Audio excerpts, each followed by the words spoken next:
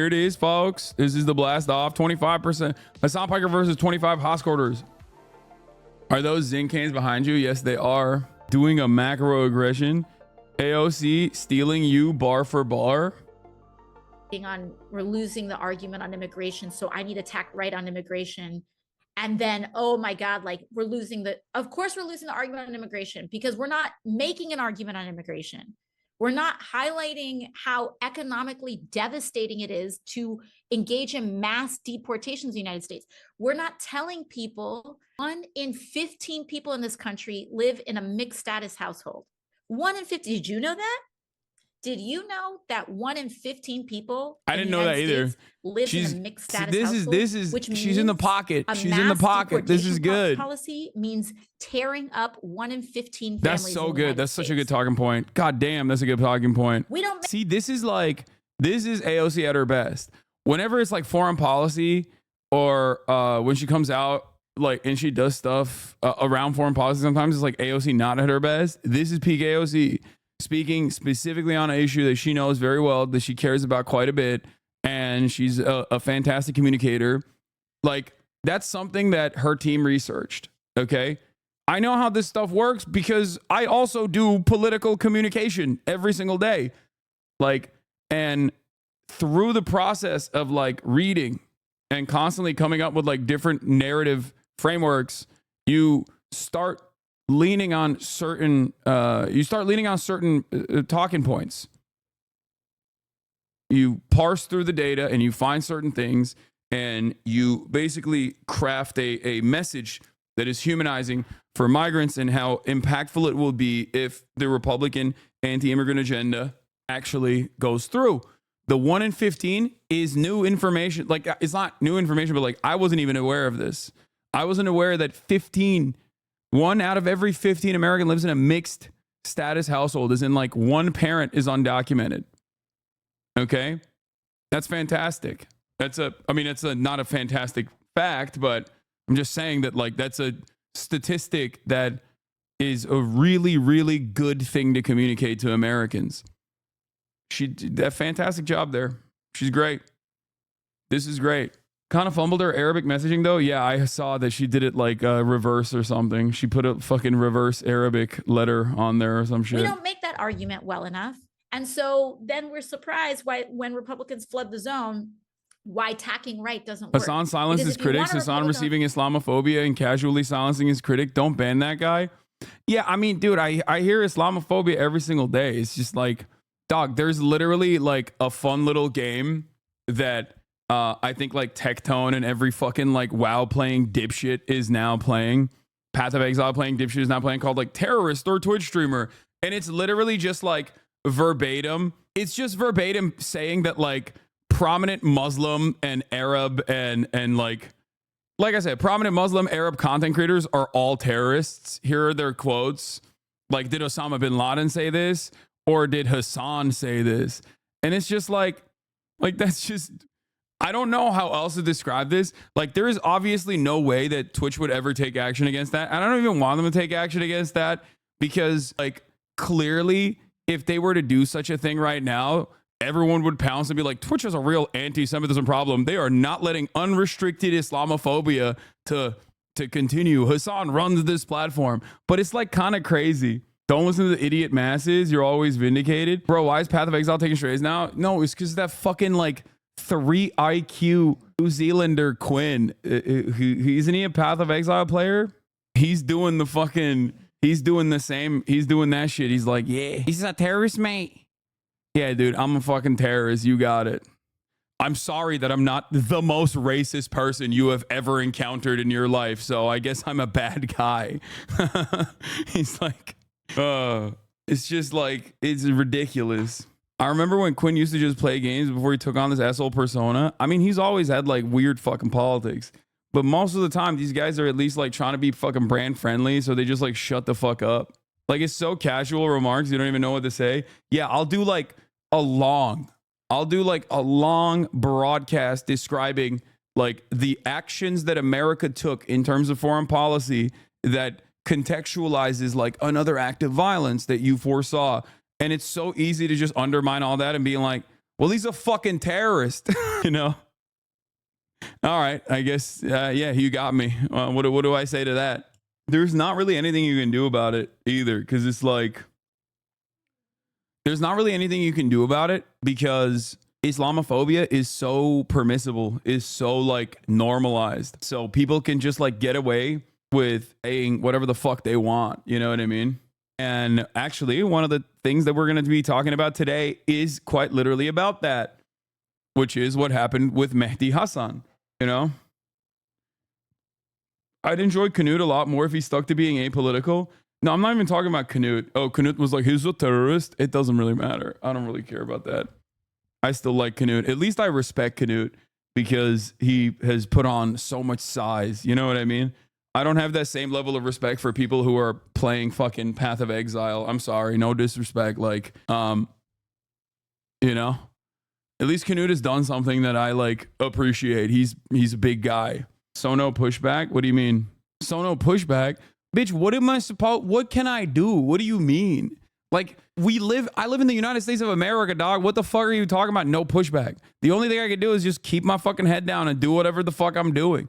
You do understand that, right? Because like, dude, Rashida Tlaib was literally the only congressperson that got censured by US Congress in this entire fucking past 12-month time frame, where you had congresspersons like Tom Cotton openly talk about executing, driving over peaceful protesters. Okay. You had Louisiana's very own Kennedy come out in a anti-hate crime, anti-Semitism congressional hearing, point to a prominent Muslim woman and go, you should put a bag over your head. You love Hamas. You love Hamas. You love Hezbollah. You love Hezbollah. You love Iran. You love the Ayatollah. It's just a Klan rally over there. Ain't nobody saying nothing about that shit because that's just the fucking reality. There's literally nothing you can do. It's completely unacceptable. It's completely inappropriate. But unfortunately, not much you can do about it. You know what I mean? People couch Islamophobia as like real valid criticisms. And if you were around as a, I don't know, political commentator or someone who is like familiar with this sort of shit in the Obama era, you saw this. It was fucking even worse than it is now.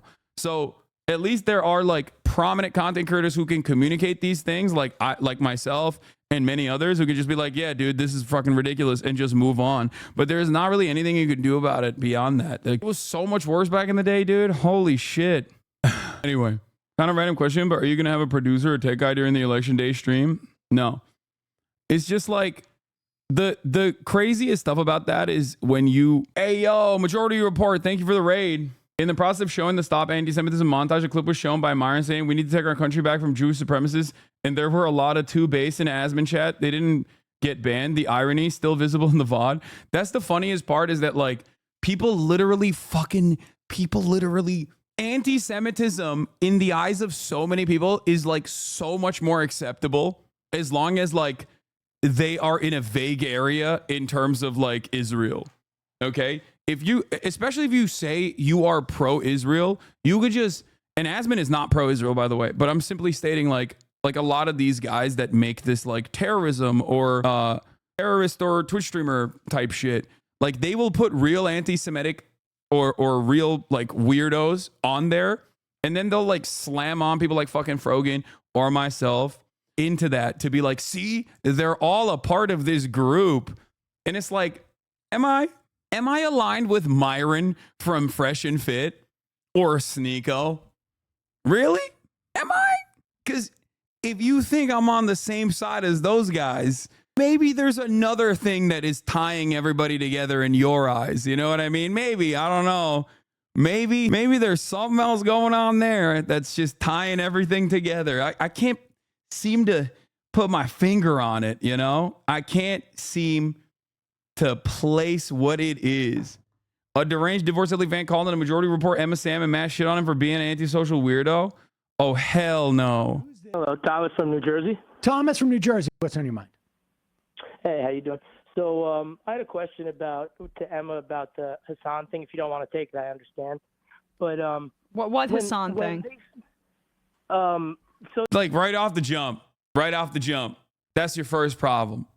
What do you mean the Hassan thing?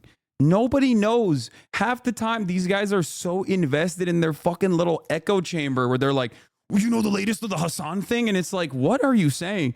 It's almost like, you know how like when transphobes will just like laser in on the latest trans technology or whatever, or the latest like trans athlete that won third place in the fucking Iowa hot dog eating competition or some shit. And you're like, I don't know what this is. And I don't care. And you shouldn't care about it.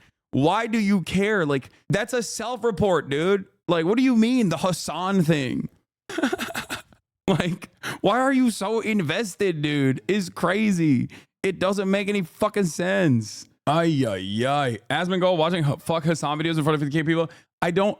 What else is new, man? What else is fucking new, dog? What are you saying? What are you saying? Who cares? There's nothing. There's like, oh no, let me guess. LSF is going to have a field day with some of the fucking choice quotes about how I should be banned or some shit. Yeah, I know. Your haters are hating on you right now. No way. The weird thing about Asmon is that Hasanabi really treats him with all the respect in the world and you genuinely try to show him. Yeah, but also Asmongold low-key also is reciprocative. He reciprocates that respect as well, if we're being real. Like, I don't think Asmongold is he shows reciprocity in terms of like charitability and being open-minded. So I've always said he's like kind of interesting dude for that reason. comment, and it's just a criticism, really. But the comment where Hassan says things like the Houthis are doing cock and hanging out with the captain, and they're doing what? It seems like propaganda. Hassan's interview with the Houthi guy. Hold on. He says, yeah, like, dude, this is the problem. Okay, you're opening up like a faucet of like weird shit that most people don't know. You're coming across, you know. Okay, I'm gonna bring this back to like transphobia once again, because it's like a very noticeable pattern of insanity that when you're in it, you don't recognize, but when you're outside of it, it's like pretty obvious. What this chatter is doing on the Majority Report right now is kind of like having a random guy come up to you and be like, did you know that like they're chopping children's penises off? Did you know about this? Like, it's like obsessive. It's obsessive and it's weird. And like most people, even in the space, most people like Emma Vigeland and Sam Cedar, who even know me, are probably not aware of what the fuck you're talking about. You're like panting and excited to be like, did you know that this is what's going on? It's like, it's not like, it's a very weird thing that you're doing. And I don't know how to, like, I don't know how to describe this to people. Like, maybe, hopefully one day they will understand that like this kind of shit is like visibly off-putting to most normal people, but I don't know. He won't call them hostages, right? What is he They are saying? hostages, let's be real. And he says dude, they're hold on. doing I pot, have they're no partying. context. I didn't see the Oh, okay. interview. I have none of this context. You principle, called it a great interview and told everybody they should watch it, but you didn't watch it. No, I saw a clip of it. I saw probably 2 minutes of it. I didn't watch the full context. I don't watch Hassan that much. I'm friendly with him. I like his politics. Hold on. Okay. On principle, I agree that we should be learning more about Houthis, about Hezbollah, about resistance groups to Israel, because this is a region that the West, and particularly the United States, has been exploiting for its oil, for its resources, and has been waging wars in that area. We killed...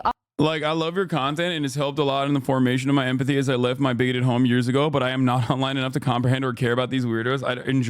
I'd rather just enjoy your content and live my life in the rest of the world. Yeah.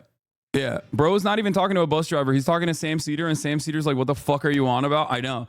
Like, these are people who are at least like more knowledgeable about the issue, but this guy is just like panting and trying to fucking, you know, it's just like, I want everyone to live well.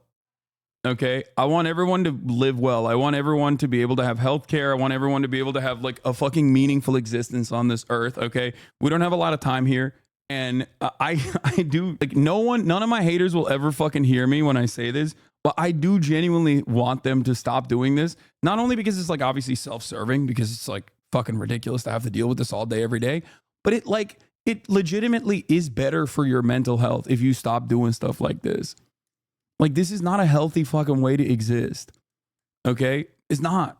Like, you're ultra hug boxed, ultra echo chambered, ultra online. You're gonna come across like a fucking weirdo amongst normal people.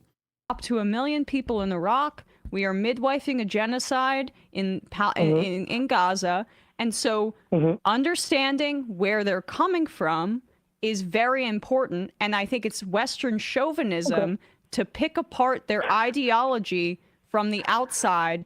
Oh, there. Okay. Yeah. Okay. Well, I would just say you should watch the interview because it is propaganda. He doesn't do those things. He compares them to the number one I don't care. Character, superhero character, guy with superpowers, number one anime character, and then says things Sick, about the bro. hostages. I think you should go watch it. Let me ask you this question.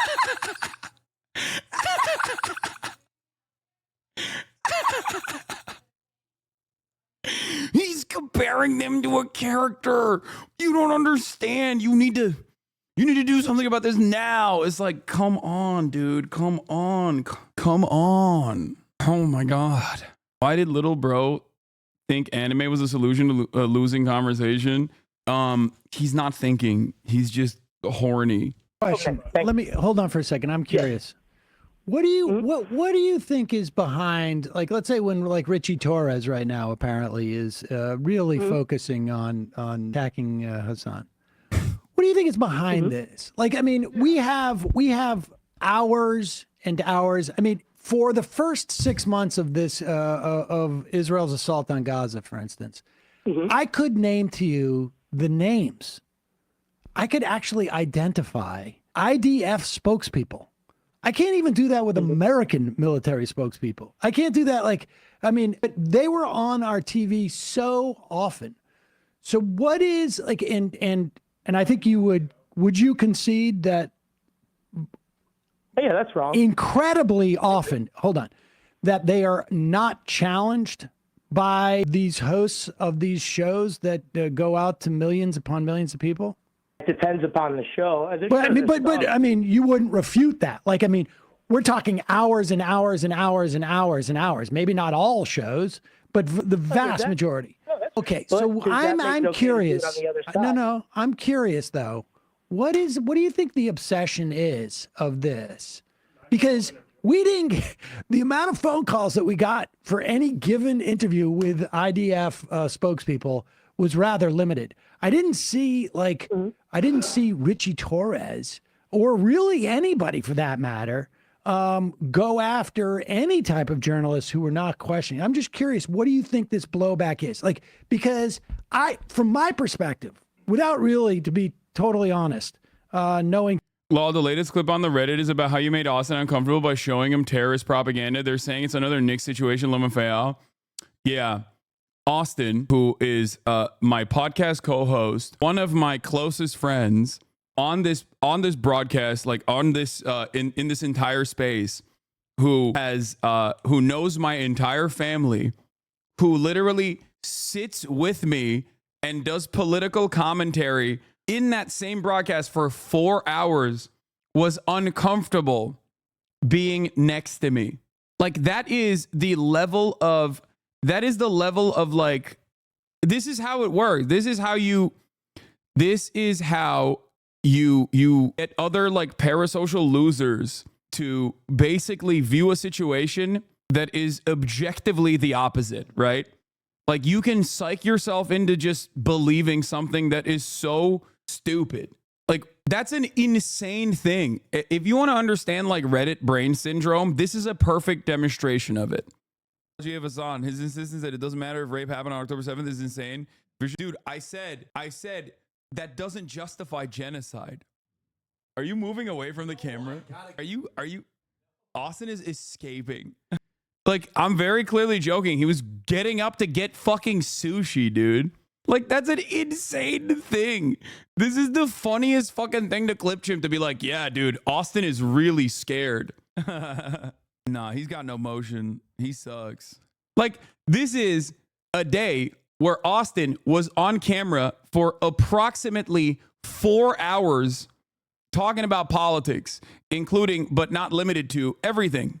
Trying to make sure he's not next to an MP clip in Congress. Miss said he'd be in LA this week and might not go on Hassan's stream. Was he invited to be on? No, and if he was, he would 100% go. Guy has no shame.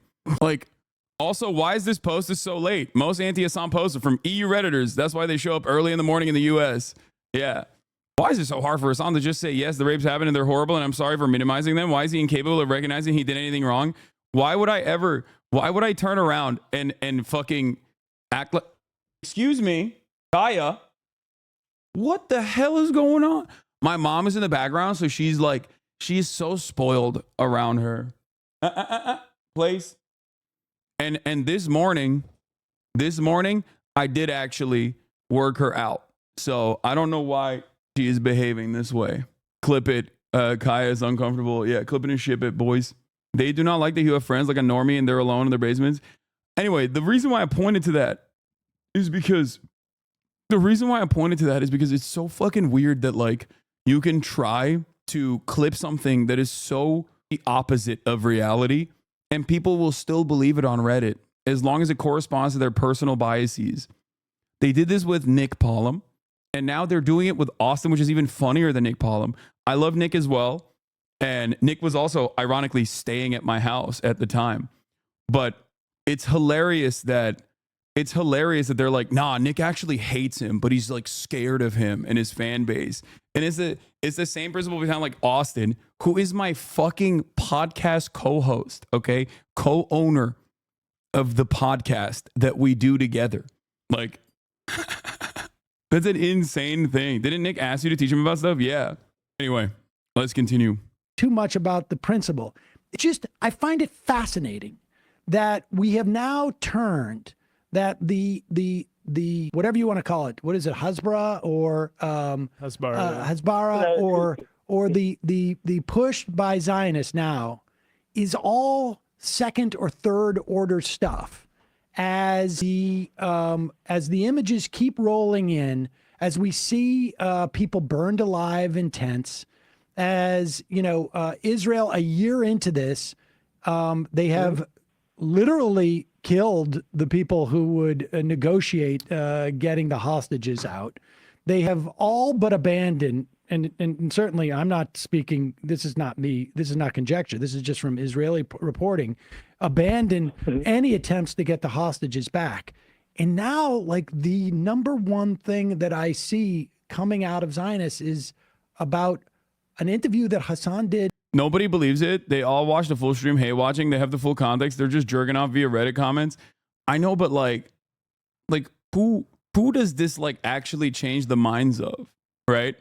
Like, what happens? Someone goes, wow, a lot of Hassan's close friends seemingly hate him. So then what happens? Like, next week he's on, or the next day he's on the broadcast, and then we just move on. I think they just really want to frustrate you and take your time up with drama. It's because you force Austin and Nick to come to your stream and watch top of the hour ad break. Okay, dude, get with the program. I'm not running ad breaks no more. But you can still subscribe at the top of the hour if you would like to for $6 or for free to support the show. And also be able to send me links. It was the 2 weeks of mainstream media coverage that tilted them. Yeah, whenever I get motion in mainstream media, they lose their minds and they start going. My normie friend legit was like, wow, I've been kind of put off by Hassan lately. I saw some clip where he was like laughing at rape, and then he had some terrorists on his stream. I spent a good while deprogramming him after that, but it still does happen to some good people. Yeah, I mean, I'm sure most people do not have the capacity to seek out additional information, but it's not the end of the fucking world, dude. I don't even fault people for hating me. There is so much fuck Hassan content that is completely out of context everywhere, online, non-fucking stop. The only thing you could do is just point to the stream, okay? Come in and see for yourself if those are the things I believe in, you know? There are also videos where I go through the context of a lot of these things, including, but not limited to, on my YouTube page. For every like fuck Hassan video, there is a video where I like very clearly describe what I believe, right? And you can just point to them on that shit. Like you can point to like YouTube videos to see the full context of everything. And I saw a TikTok comment that said, you posted the Jewish person on a pike, normies are not paying attention. Yeah, I mean, there's gonna be people that are fucking insane. They believe like insane shit. That's it. I'm glad I watched you before watching Abba and Preach. They had a video where they were looking at a clip chimp video view that made you look transphobic. Yeah, it's really funny that like there's hella people that will be like, Hassan is transphobic. That's what really pisses me off. What really pisses me off is that when people will take something that I don't believe at all, or will make it seem like I believe the opposite thing that I actually believe. That actually does piss me off, because it's like, come on, dude. If it's something that is in line with my values, it's one thing. If it's something that is in line with my values, is one thing. But if it's like something that I don't believe, that I have like tens of thousands of hours railing against, and you're just over here being like, nah, he believes this shit. Actually, he is transphobic, he's homophobic, he's anti-black, he fucking is anti-Semitic. Like, these are things that are frustrating. I would say show the Destiny versus Destiny TikToks here and there so people will see how stupid and hypocritical Destiny is. The week you did that made Destiny calm down a bit. Yeah, I mean, it's fine. I don't really give a shit. There's more important things to cover. There's an election happening. So I'm going to finish this and then we're going to get to that. We're going to dive into that. 6 months ago. 9 months ago, who I'm now, apparently the kid wasn't even Houthi. Apparently the kid was just participating in the blockade, which was extremely righteous. That these resistance groups The funny, not funny, but like the craziest thing is they're going to get this fucking kid killed, okay? At this point. Like all these like dumb Westerners are going to get him in trouble with either the Ansar Allah administration that has already arrested him before, or America. You know what I mean? He's just going to get fucking killed. And then what? Okay, you got it. You killed another 19-year-old in Yemen, you know? Just another fucking Tuesday. It's really, really, really frustrating that kind of dumb shit like makes people feel happy and excited. Like your life still sucks, you know? In the area. But wait, I'm just curious. What do you think accounts for that? Like, why is Richie Torres focused on this 8 to 9 months after this interview was done? What do you think that is? It's the Twitch. It's what's going on with Twitch is the reason why it's come back. You say, tell me Richie Torres is a big Twitch fan? No, it was a big deal then, and it was talked about then, but it died down. No, it wasn't. The only people that talked about it were talking about it in positive terms, or it was literally journalists that were reaching out to be like, hey, can I get his contact so we can also interview him? No one gave a shit. Y'all, this, again, it probably popped off in your Discord. It probably popped off in the subreddits that you visit. But like, no, it did not reach like broader fucking consciousness or in a way that you want to present it as, okay? And that's what a lot of people don't understand. Like, what you see in your hug box, what you see in your echo chamber seems so real to you. And then you were ripped away from that in a brief moment when you are either outside and trying to explain this to like normal people and you realize like, no, most people don't see it in the same way that you do. And with Frogan saying the thing about soldiers with PTSD, and that's one of the most blatant things that's been done on Twitch. That's why that gets brought up. You know what I would suggest to you? One comment. Let me suggest, make a suggestion to you.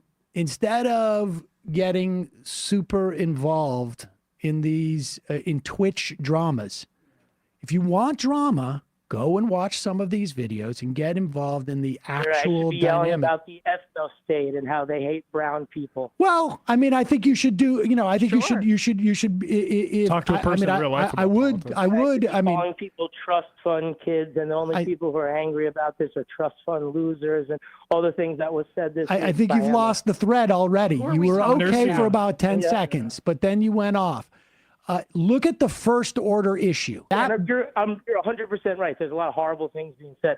But pushing propaganda over here doesn't make it okay doing it over here. That's my only point. What is propaganda? Yeah, on this 9-month-old interview that I did watch at the time. I don't remember it. Obviously, it's clearly as. Can I keep talking? Months old, it's okay. Yeah, no, I'm saying what I'm saying is I watched at the time. I did not think anything was actually that problematic about it. I thought it was an interesting view of things. Not that I would say take people hostage, but to the extent that there are, say, boats being taken hostage in certain areas, I look at like what's causing this issue, and I don't like isolate it into one thing and say, oh, well, this person. Look at this bad thing of a statement from a political group. Like, what are we talking about? What's fascinating is the argument that we hear that it's Hamas's fault. Like Hamas made Israel kill all of these civilians, right? Like that transitory, the responsibility is not on the person taking the action.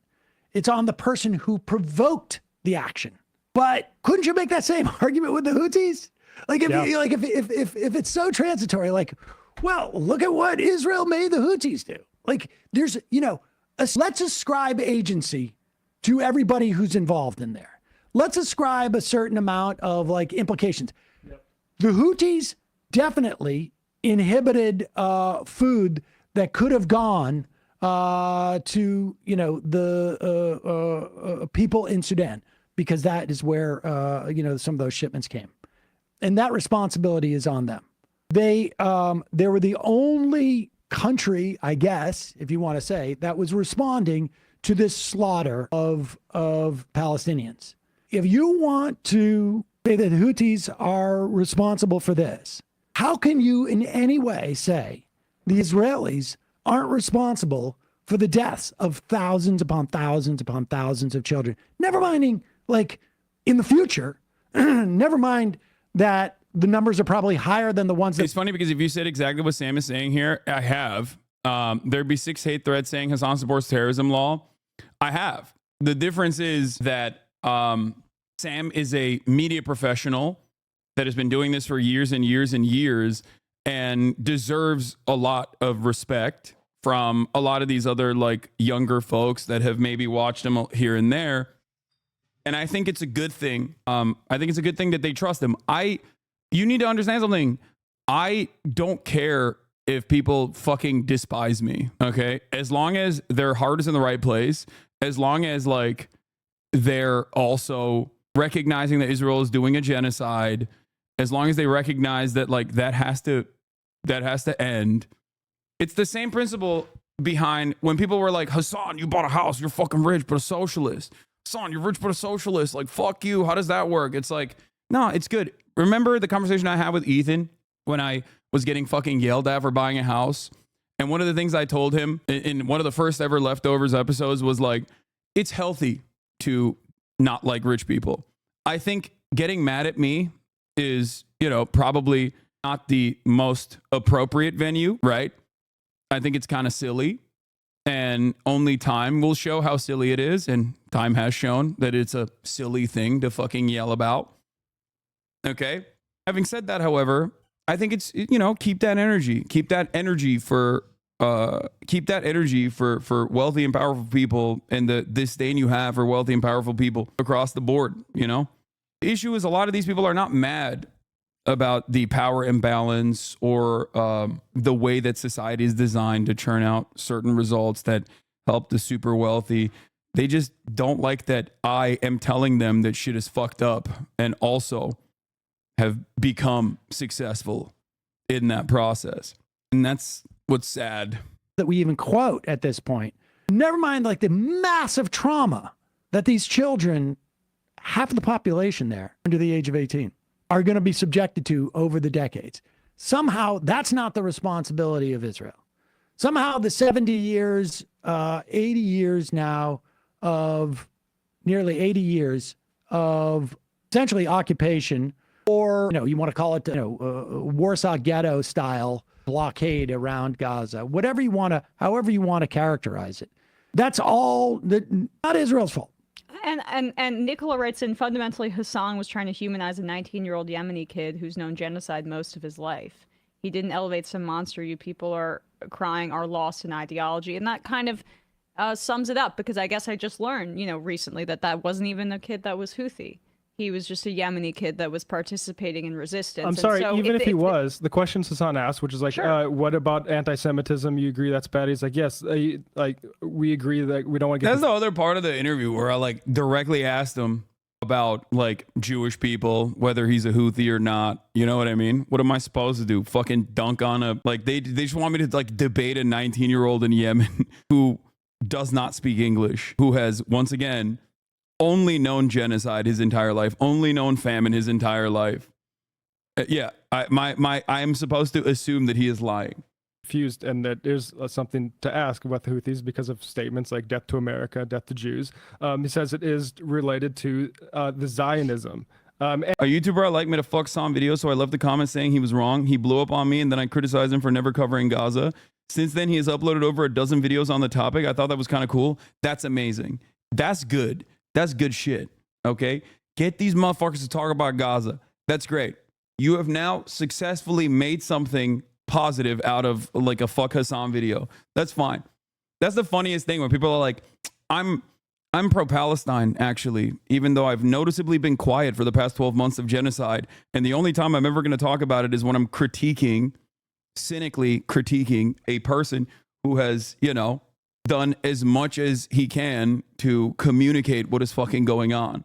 And look, you can say he's dishonest about that, but that question was asked. But I'm sorry, if these groups say death to America, we have to reckon with that. Why do they say that? We have. This is because they hate our freedom. They just hate us for our freedom. McDonald's and Burger King. And Yeah, this is like that's the underlying thing that is also very frustrating about these sorts of conversations is that like you are very deliberately dulling your own perspective. Like you are very deliberately making yourself dumber. You are closing off an entire fucking, like you're closing yourself off from like additional information and succumbing to unserious and childlike analysis. When you do this, you are turning into a Steven Crowder style person. And it's kind of funny because like many people who used to be fans of mine who now like hate me or whatever used to laugh alongside me when we used to make fun of people like Steven Crowder for saying these idiotic things like they hate us because of our freedoms. Like they hate us. That's why they're saying death to America, because we got gay people here. It's like, no, dude. It's like, why are you otherwise intelligent person, an otherwise empathetic person, so willingly shutting off a part of your brain and then turning around and believing, like purposely trying to get yourself to believe a thing that you might not have believed a year ago? That's it. Playboy and stuff. That we have to reckon with that. First of all, the assumption that this kid was Houthi when he was just Yemeni and participating in the blockade, you could argue that that's a little racist. Secondly, if they're saying death to America and they're saying horrible things, we are the world's superpower. As I mentioned, we have like just take the last Great century. Britain, France, other imperial powers carved out the Middle East for their own imperial interests, and then post World War II, the United States basically took over the mantle, and Israel has been a big part of that policy. We have ruined the lives for millions of people in that region, killed up to 1 million people in Iraq, and then, of course, what we've done to the Palestinian people. Of course they don't like America. And if you can't deal with that, you're a little baby. And then you don't really want to deal with, I think, the reality of what we mean as a global empire on the world stage and the kind of resistance that's going to come up.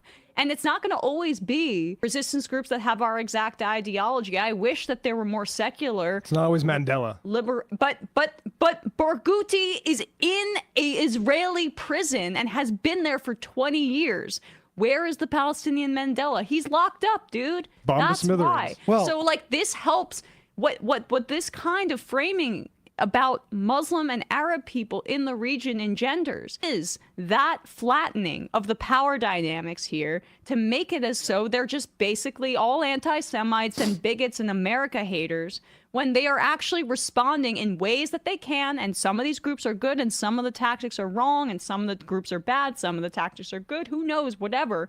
But the overall problem is American imperialism in the region, and everything else that you're dealing with are semantics to obscure that very reality. We should also say, and someone reminds it, like, you know, if you take 10 minutes to understand, 5 minutes, we provided a lot of support for the Saudis bombing in Yemen, resulting in the deaths of I don't know how many thousands upon thousands of people. It breeds resent. It turns out it breeds resent. Yeah. It breeds resent. Call from an 870. Damn. Pack watch. This is a massive issue of not being able to imagine yourself in someone else's shoes. I mean, I get that. I'm a little bit more understanding. I'm a little bit more understanding of people who are deluded by Western chauvinism. Because, like, Americans literally don't even have empathy for their fucking neighbors, dude. They don't even have empathy for their goddamn neighbors who have, like, identical living circumstances to them, but are just, like, marginally different, whether it be because of their gender expression or the color of their skin or financial predicaments that cause them to become homeless. You know what I mean? So, like, they don't even have fucking empathy for those people. In a nation where so many people literally flex their lack of empathy for even their immediate neighbors, how the fuck can you get them to have any ounce of empathy for people thousands of miles away that have been victim to a lot of the things that America has done that they don't even hear about, that they don't even see, that they are willingly blind to? So I get it. And that's why, in spite of all of the barrage of, like, bullshit where people go, fuck you, Hassan, you fucking love terrorism, you fucking piece of shit, you love terror, go back to your own country, if you don't like it, leave it, that type of shit. Like, when people say that sort of thing, I have no choice but to just eat it and then continue explaining my position over and over and over and over again, you know? Because for as many people who are directly refusing to hear the truth, there are still going to be hundreds of people who are like, you know what? I never thought about it that way. Do you understand? And that's it. And I think no matter what, inevitably it will click. I believe it. I believe it. It might not happen today. It might not happen tomorrow, but there will be an issue that someone cares about, okay? There will be an issue that someone cares about personally, and they'll hear me communicate. They'll hear me advocate about these issues that they do care about, and then it will click. It will click for them. Okay? It'll click more the worse things get, and more the people see how being fashionably callous hurts everyone. Yeah, everyone has their own radicalizing moment, because the massive faucet of misinformation, smears, and lies can only go so far, okay? At the end of the day, if I'm not those things that people are saying that I am, then people will inevitably come to that conclusion, you know? They can't keep up the facade. They just can't.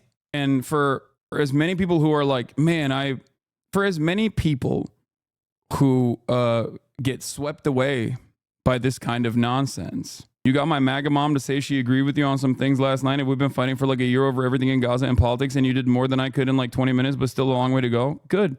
Just remember what happened to Jeremy Corbyn and Bernie. Being honest is often not enough. We need to actively oppose the people that are liars. Yeah. I mean, I do a good deal of that, I think. And this community does a good deal of that as well. So, you know, it's not like I just fucking take it or change my position when I get like a barrage of smears. That's the ultimate goal. But yeah, let's get back to the election, which for those of you who are not familiar is going to be in 1 week. Joe Rogan turned down Kamala Harris' podcast interview over campaign demands. From what I understand, there's an update to this. Joe Rogan came out and made a statement as well.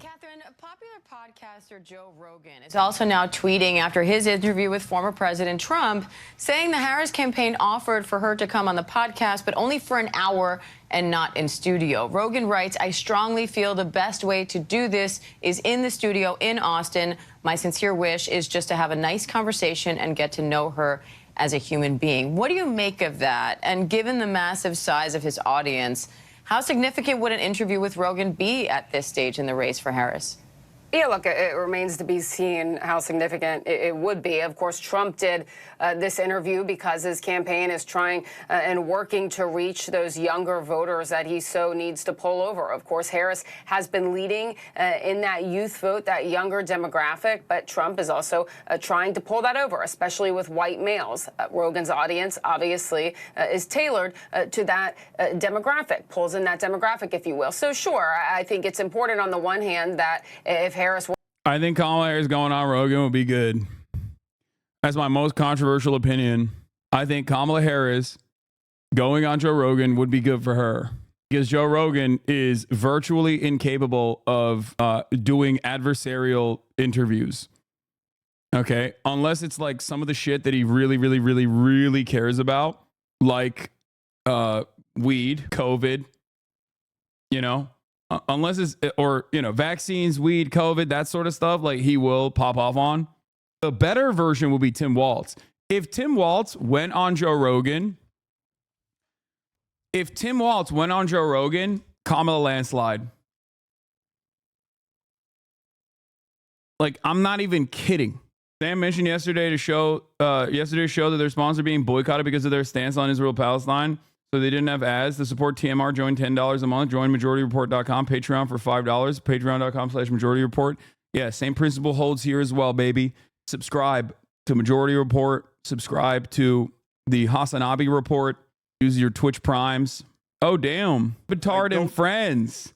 Tim Walz had a good answer about Tony Hinchcliffe's jokes at the MSG rally on our show this morning. Okay. Using vulnerable people as a punchline. Okay. The Dan Le Batard show is nutty mode with the politics lately.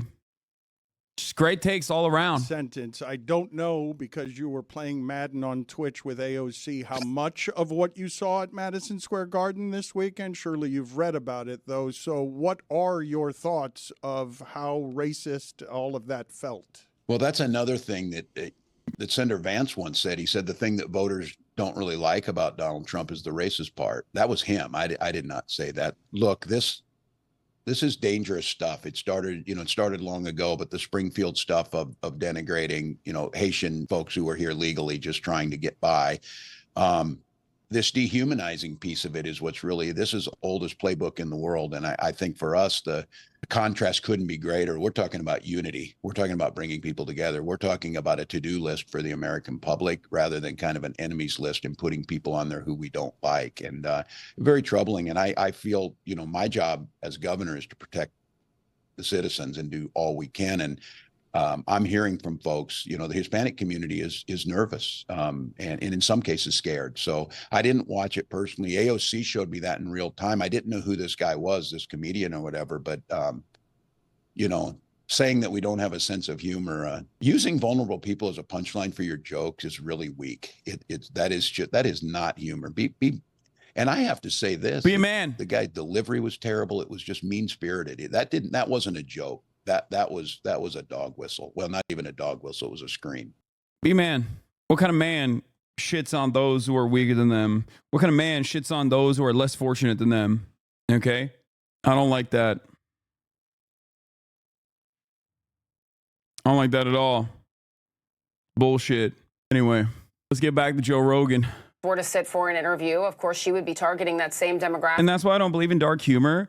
No, there is a way to do it. I am not an anti-dark humor guy. Okay? I'm not anti-comedy. I'm not anti-dark humor.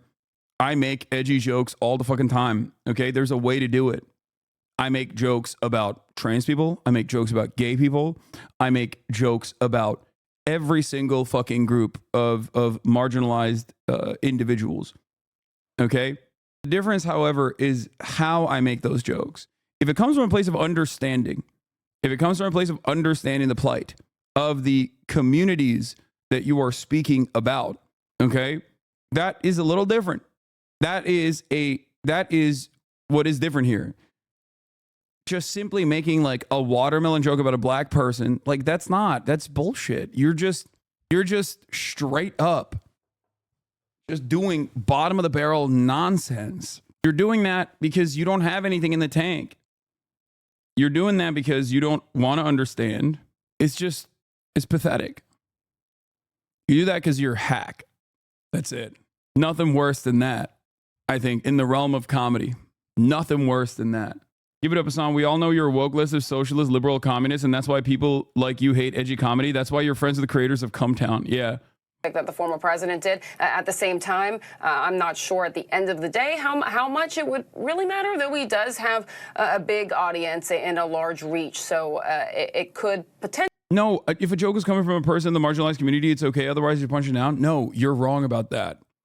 You're wrong. This is why I think bold declarations about like what kind of jokes are permissible from the likes of like Sheltered Rosebud and many others in this community are the exact opposite of the commentary that I'm making. Okay? That's not what I'm saying at all. Please stop. Let's just not even talk about this any longer. Especially because like, let's be real, a lot of neurodivergent lefties here, not exactly joke understanders, okay? That's it. It's just the truth. It's fine. You guys don't get it. That's why I spend a whole bit of time trying to describe to you the process of like why certain things are funny and explain to you what a joke is. Why in the world would you want to make fun of marginalized people? Oh my God. Because I hate them. Okay? That's why. That's it. That's why. Yeah. Like, I am not in the business of just like constantly being a fucking joke police. It is so stupid. Okay? Plenty of people who are not a part of the in-group make jokes about an out-group, about a marginalized community, as long as it is coming from a place of understanding, as long as it is coming from a place where they recognize the hardships. Okay? I am a cisgender, heterosexual white man, okay? I make jokes about trans people regularly, but it's not at the expense of trans people, okay? It's not me going, oh, they're weird, am I right? Look, they're so weird, and I don't understand it. I'm not on the outside just like pointing to them and saying, they're weird and they're gross, and you should make fun of them. That's the difference, okay? That's how it works. Let's finish this. Potentially still happen at some point. We'll see. All right, Karen Travers, Catherine Falders, thank you. And at least 40,000 people are now expected for the Harris campaign's closing arguments at the Ellipse in Washington, D.C. The Secret Service and police are preparing the area with street closures and fencing along the National Mall. ABC's Alex Brachet joins me now for more on that part of the story. Alex, what's the latest on the preparations and the safety concerns going into this, especially the recent controversy surrounding the Secret Service? Hey, Diane. Well, you can probably hear they're doing mic checks at the Ellipse behind me. And that is where the vast majority of these people will be funneling through. You see the Ellipse there in the middle where all those trucks are, the signs say freedom. And then in the far distance is the White House. As Karen mentioned earlier, this is emblematic. Number one, the vice president wanting to show that, you know, the presidency in the background with the White House there, but it's impossible to escape the fact that the last time there was a gathering at the Ellipse like this, it was January 6th. You mentioned security preparations.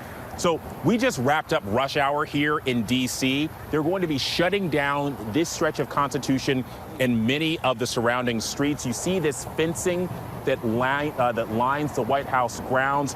Also in the distance, a number of sanitation heavy-duty trucks that will be used as barricades here. Law enforcement here is very, very tight. And Diane, it's partly because of those Secret Service concerns, but also the National Park Service tells us they're expecting more people than originally reported. Originally, some 20,000 people. Now we're being told that 40,000 people will be at this rally tonight. Again, street closure is going to begin around noon. People are going to start to line up around 3 to get in by that 7:15 start time. ABC's Alex Prochet, thank you. The latest Israeli airstrike hit this occupied building in a northern Gazan town, killing dozens. CBS News senior foreign correspondent Holly Williams reports on that and the backlash. Kamala's doing January 6th early. Brilliant. That'd be really funny. Trump about to be really pissed. He chose a limited capacity venue. I'm a 22-month subscriber because you hate me. Yeah. Liberal January 6th is such a funny idea. Conservatives will all lean into hack shit because they just can't be, oh, you're offended. You don't understand comedy. Meanwhile, I got Matt Walsh crying about white people tacos saying it's anti-white racism for a joke. Yeah. Have you talked about UNRWA being banned yet? I did yesterday, and I will talk about it a little bit more as well. But there was some other stuff that I wanted to get into before we get to UNRWA and Israel. Specifically, we have Bernard Sanders. Wait, what? Paul Pelosi attacker sentenced to life in prison without the possibility of parole. Wow. They're coming after my man for having gay sex in woke ass San Francisco. That's crazy. This is homophobia, okay? It's homophobia. That's crazy. People do not even want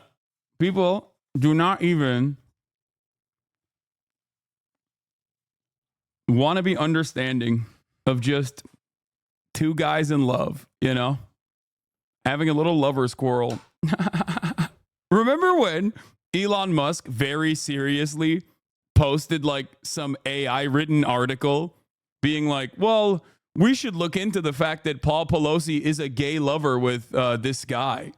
Like, that's like the amount of nonsense that he fucking gets away with is so alarming, is so frustrating. They got the pee-pee and you're making jokes. Yeah. There's the 30 Democrats, 30 Republicans jubilee that I heard is pretty nutty. We can probably look at that. The issue is like they fucking clap my shit, dude. I kind of don't want to watch jubilee videos anymore because they come after it. Like they literally slam on it, which is crazy because like half of the fucking people that they have on are like either current or former Hasanabi heads. And they've also tried to get me on as well. So I don't know why they're doing that. Speaking of Elon, look how insane it is. Okay, Megaphonics. Try submitting X-ray, MRI, or other medical images to Grok for analysis. This is still early stage, but it's already quite accurate and will become extremely good. Let us know where Grok gets it right or needs work. That's amazing. Okay. Oh, God. Oh, my God. So, speaking of jokes and hack material and just like straight up hatred, okay, this happened last night and we immediately covered it, obviously, as it happened last night. Mehdi Hassan went on a CNN panel, okay, and the guy breached Reddit containment. The guy who was in front of him basically was thinking that he could get away with saying some extremely Reddit type shit, extremely Twitter type shit. Okay, haven't they literally thanked you for watching the video before? I know they have, so I don't know why. I don't know why they're like you don't want to be called Nazis.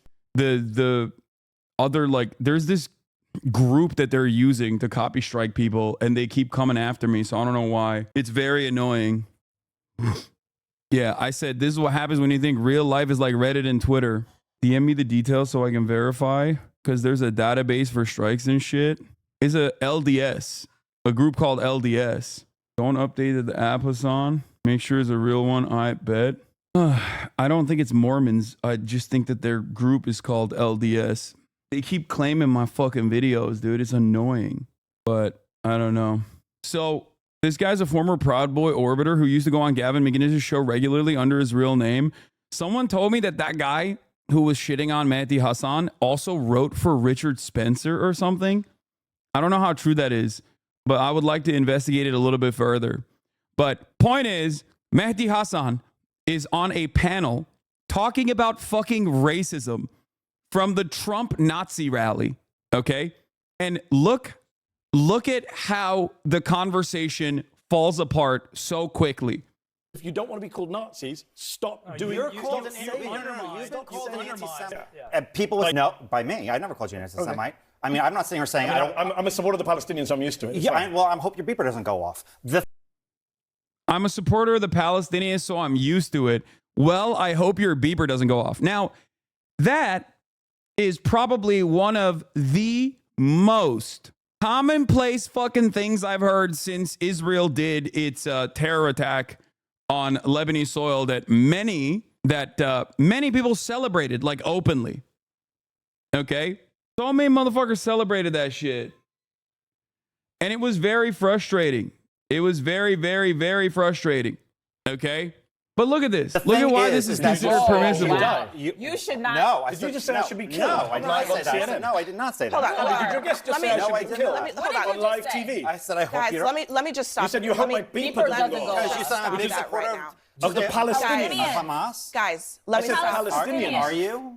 Am I what? No, of course I'm not. Ryan, I apologize. Are you a racist, violent person inciting violence against Ryan, me? Ryan, That's disgusting. that is completely. No, I apologize. That Good is job, CNN. completely Let's have first out block of say the pocket. Muslim guy You should know be that. blown I up apologize. on I TV. apologize. Don't say then I apologize. You literally. I thought you said accused Hamas. him- I You didn't think I said Hamas. I said I supported Palestinian Yes, I rights. did. Why? Because when you hear What's funny Palestinian, is you hear Rudy Hamas. Giuliani said this No, yesterday, because- so you're a great guest to Listen, be here All to right, defend I Rudy told Giuliani. myself Give me I one- wasn't going to give me- entertain give me one nonsense second. today, and so at this point, This is what we're in I now. can't This do is America in Here's 2024. what I will say. Forget the Here's what racism. That's right. It's I should That's die. right.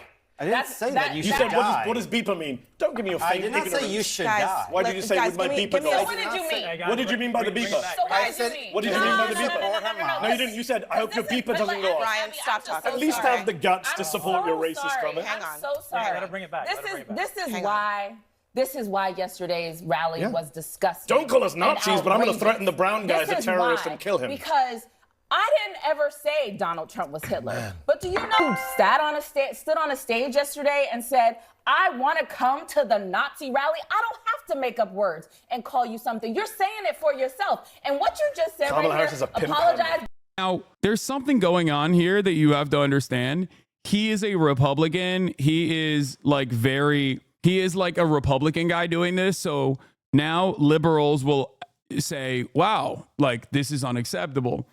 The problem is liberals have also kind of played a role in normalizing this kind of sentiment. Like it's not that shocking when you have Biden's State Department anti-Semitism czar Deborah Lipstadt saying this exact same fucking joke, basically, on a panel. After October 7th, there was a feeling around the world that Israel is weaker. And in the You want a beeper? Like that's the thing. Like this is something that like people can be super callous about.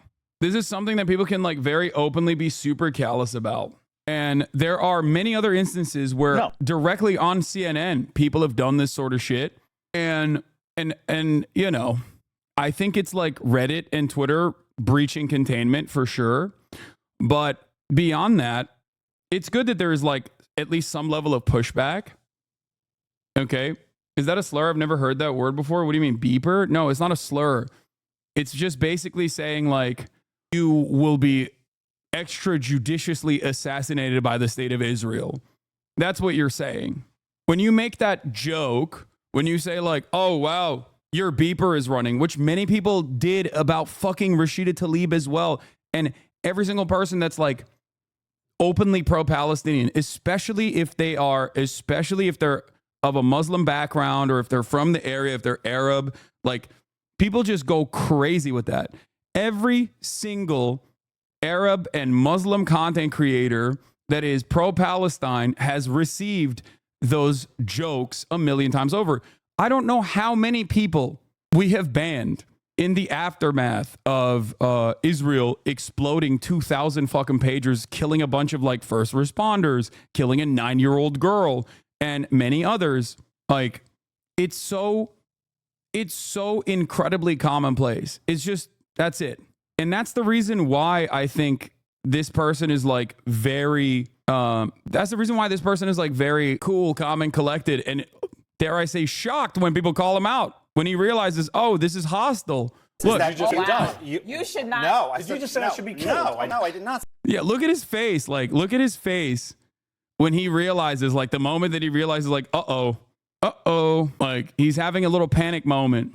I'm glad that there's a little bit of pushback at this point, but I think that, you know, part of the reason why they're doing it is because it's gotten so completely out of hand. The other clip of this joke got ha-has, this time not so much, but then on Twitter, he's trying to play this off as a joke, of course. Yeah. I don't think it's just Twitter, Reddit and Twitter. Rich Lowry, him, Tony Hinchcliffe, and everyone that's part of the MAGA movement all say this stuff behind closed doors and are waiting for Trump to get elected for this kind of talk to become normalized. This kind of talk is normalized especially against Arabs and Muslims. What do you mean? I can give you a million examples of this shit. Former TV booker explains that this is a major issue for network TV. CNN just removed a far-right panelist for a racist remark as progressive commentator Mehdi Hassan. This was the right decision, but as a former TV booker, what happened is a part of a much bigger problem. Before going independent, I used to be a producer on The Hill. Like all mainstream media shows, we were constantly trying to have a balanced panel discussion, but we always had a problem. It was very difficult to find Republicans who weren't crazy. Frequently, my colleagues would book right-wing commentators, and as someone who'd come out of conservative media, I often had to review them before they were put on air. More than a few times, people who were alt-right activists were booked before I removed them. Other times, we couldn't find anyone who was actually qualified to talk about the news of the day in a non-frothing manner. We had people offered who had made racist remarks, people who had stalked women, etc. The Republican media, meanwhile, made zero attempts at balance. We also had several commentators who expressed Christian supremacist ideas, which meant, of course, that they couldn't possibly add anything useful to Israel or Islam. This is what happened to the very long-suffering Abby Phillips tonight. The biggest beneficiaries of affirmative action in media are Republican commentators. That's true. The MSM are desperate to find anyone who can engage in civil dialogue without filibustering or collapsing into bigoted rants.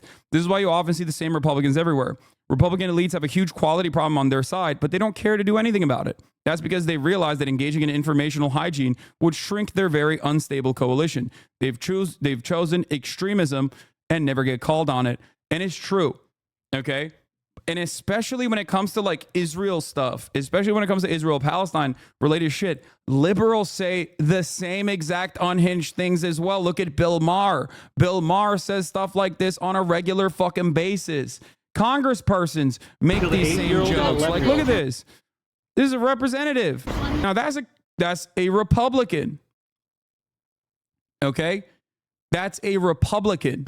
They killed an 8-year-old and 11-year-old. Huh? Do you have your pagers on you? John Fetterman, on the other hand, is also defending the pager attacks in like non-hostile media environments. Okay? Just so you understand, like the very same people that are fucking outraged right now because a Republican said that joke directly to fucking Mehdi Hassan's face are the same people that made those exact same jokes. The most revealing part of this, I mean, I guess that's more of a joke on Tesla than it is about the pager attacks killing civilians, to be like unimaginably and endlessly charitable to that specific person. It's not the exact same kind of joke, in my opinion.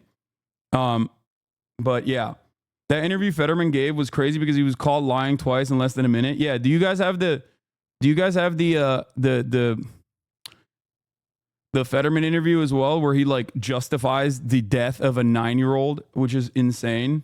Oh, here it is once again. I would love to understand where your affinity with the state of Israel actually comes from. Can you explain its origin to me? Yes. Well, I mean, I can't say that there is an origin. I think it's really about, that's our ally. There's a special relationship. And now if anyone that studies history realize that if you aren't unwilling to stand and protect and support the Jewish community, that can end in incredibly terrible, awful ways. That's what history has taught us. And now to anybody that doesn't follow the history and not even aware of a lot of it, like err on the side of democracy. And that is the only democracy in the middle of that region. And I had the chance to visit there, and that's the kind of society that have the same kinds of values that we live and what we aspire to, especially, ironically, progressives, especially for women and members of the LGBTQ communities. And that's why for me, it's an easy choice through this. I am curious if on that trip you made to Israel, if you went to the West Bank at all and met any Palestinians there. I didn't go to the West. I didn't. And then, so I didn't have unlimited time to see all the things that I wish I could. But I would love to go back. But I guess what I'm asking is if you've tried to understand the other side of this conflict.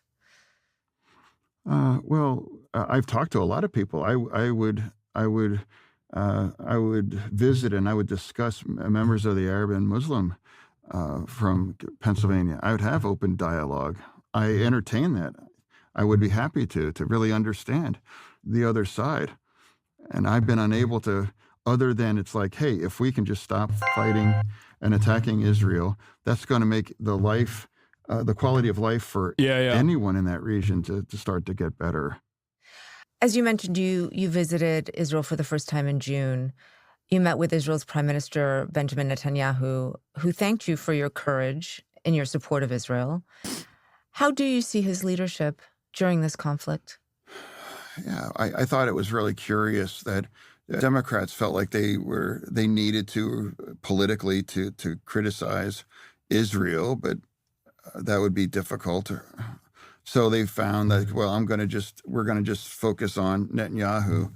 And you can think he's a bad leader or a bad person or anything, but that happens to be the democratically leader of Israel. Oh, God, he's so bad. Here. I just want to bring it back to your state, though, because you have gotten criticism from both Muslim groups and pro-peace Jewish groups. Last month, the Philadelphia and Pittsburgh chapters of the Council on American Islamic Relations, they issued a joint statement where they condemned you for saying that you loved Israel's pager attacks targeting Hezbollah in Lebanon. I do. I absolutely. Well, they said when our elected officials start condoning the civilian loss of life, our collective moral compass is irreparably harmed. That's a quote. And indeed, that attack did hurt and maim civilians. It didn't. It was targeted for... It did. What do you mean it didn't? You can't just wish cast something that didn't happen. How is any fucking different than the just QAnon weirdos, You're just hallucinating. Members of Hezbollah. No one uses beepers in that situation other than they were a member of Hezbollah. There was a young child that was a micro targeting to minimize civilians. There was a young child who was killed who was taking the pager to their parent. Unfortunately, tragically, because Daddy was a member of Hezbollah. That's tragic. He would you have the same energy if the roles were reversed? If a member of the Knesset of the Likud party that you just criticized, right, Benjamin Netanyahu, it's just people are criticizing him, whatever. If a child of a Likud party member, someone in the chat said the dad was a doctor. Yeah, there was a bunch of, there were a bunch of fucking, guys, stop sending me Richie Torres tweets, please. He's got the John Fetterman brain rot, dude. He's posting, is this the same Myron Gaines who say we must first figure out a way to take our country back from Jewish supremacists? You and Hassan Piker are two symptoms of the same disease, anti-Semitism with Twitch. This guy is not even a fucking Twitch streamer. He literally was unbanned and then subsequently banned from Twitch. Okay? Please, you do indeed have a First Amendment right to speak, but so do I. And I will speak I will to the chagrin of every rotten anti-Semite on Twitch. This guy's not even on Twitch. It's just brain rot. This is funny. I saw this earlier. This person saw Ethan Klein's screenshot and the name Hassan and assumed it was Hassan Piker, not Mehdi Hassan. Lumping you in with Fresh and Fit is wild. I know. It's disgusting. Why is Myron coming to your defense? What the fuck? I don't know. It's just maybe to fucking whitewash their perspective somehow. I don't know. There's never been a moment where I've defended them. Okay? They are. Myron is literally a Holocaust minimizer at best. Most likely a Holocaust denier. Okay? When he had a conversation with Ethan, I remember very quickly, Ethan was like, okay, what do you think about the Holocaust? And he was just so evasive.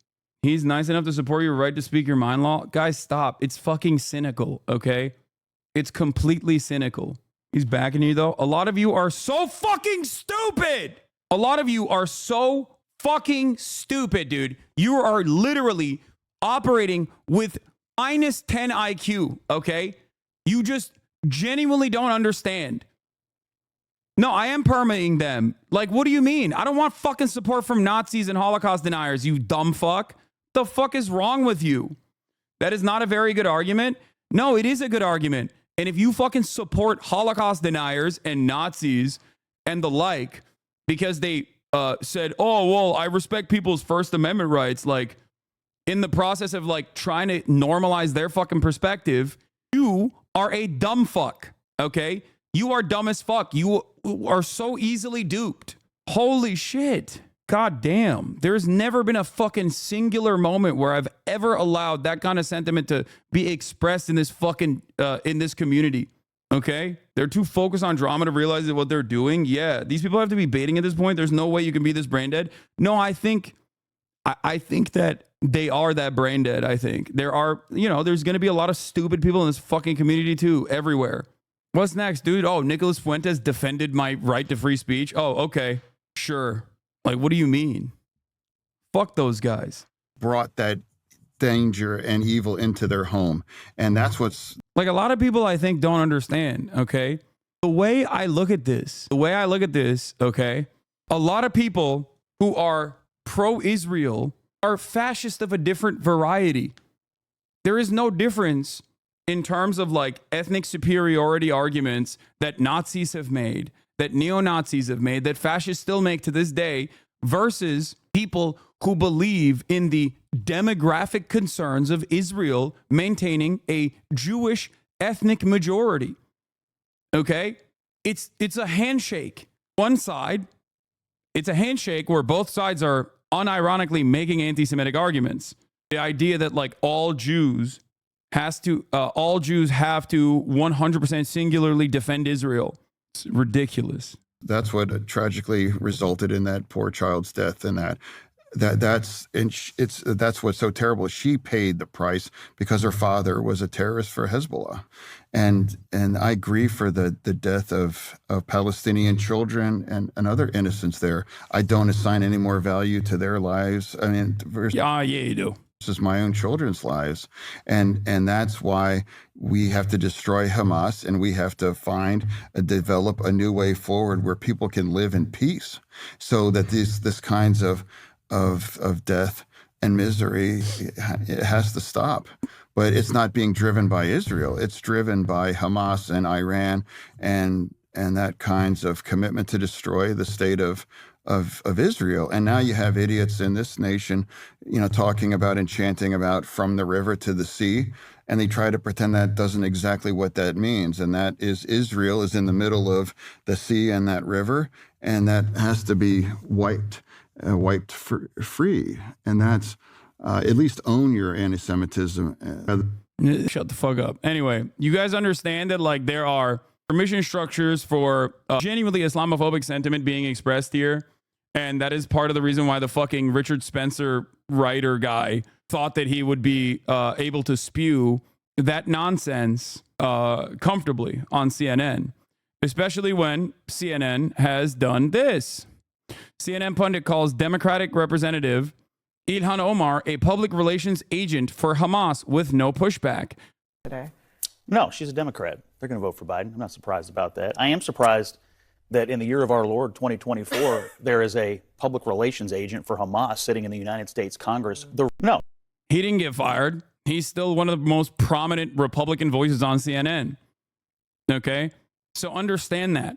This is what I mean when I say Islamophobia is so pervasive and so fucking permissible. Okay?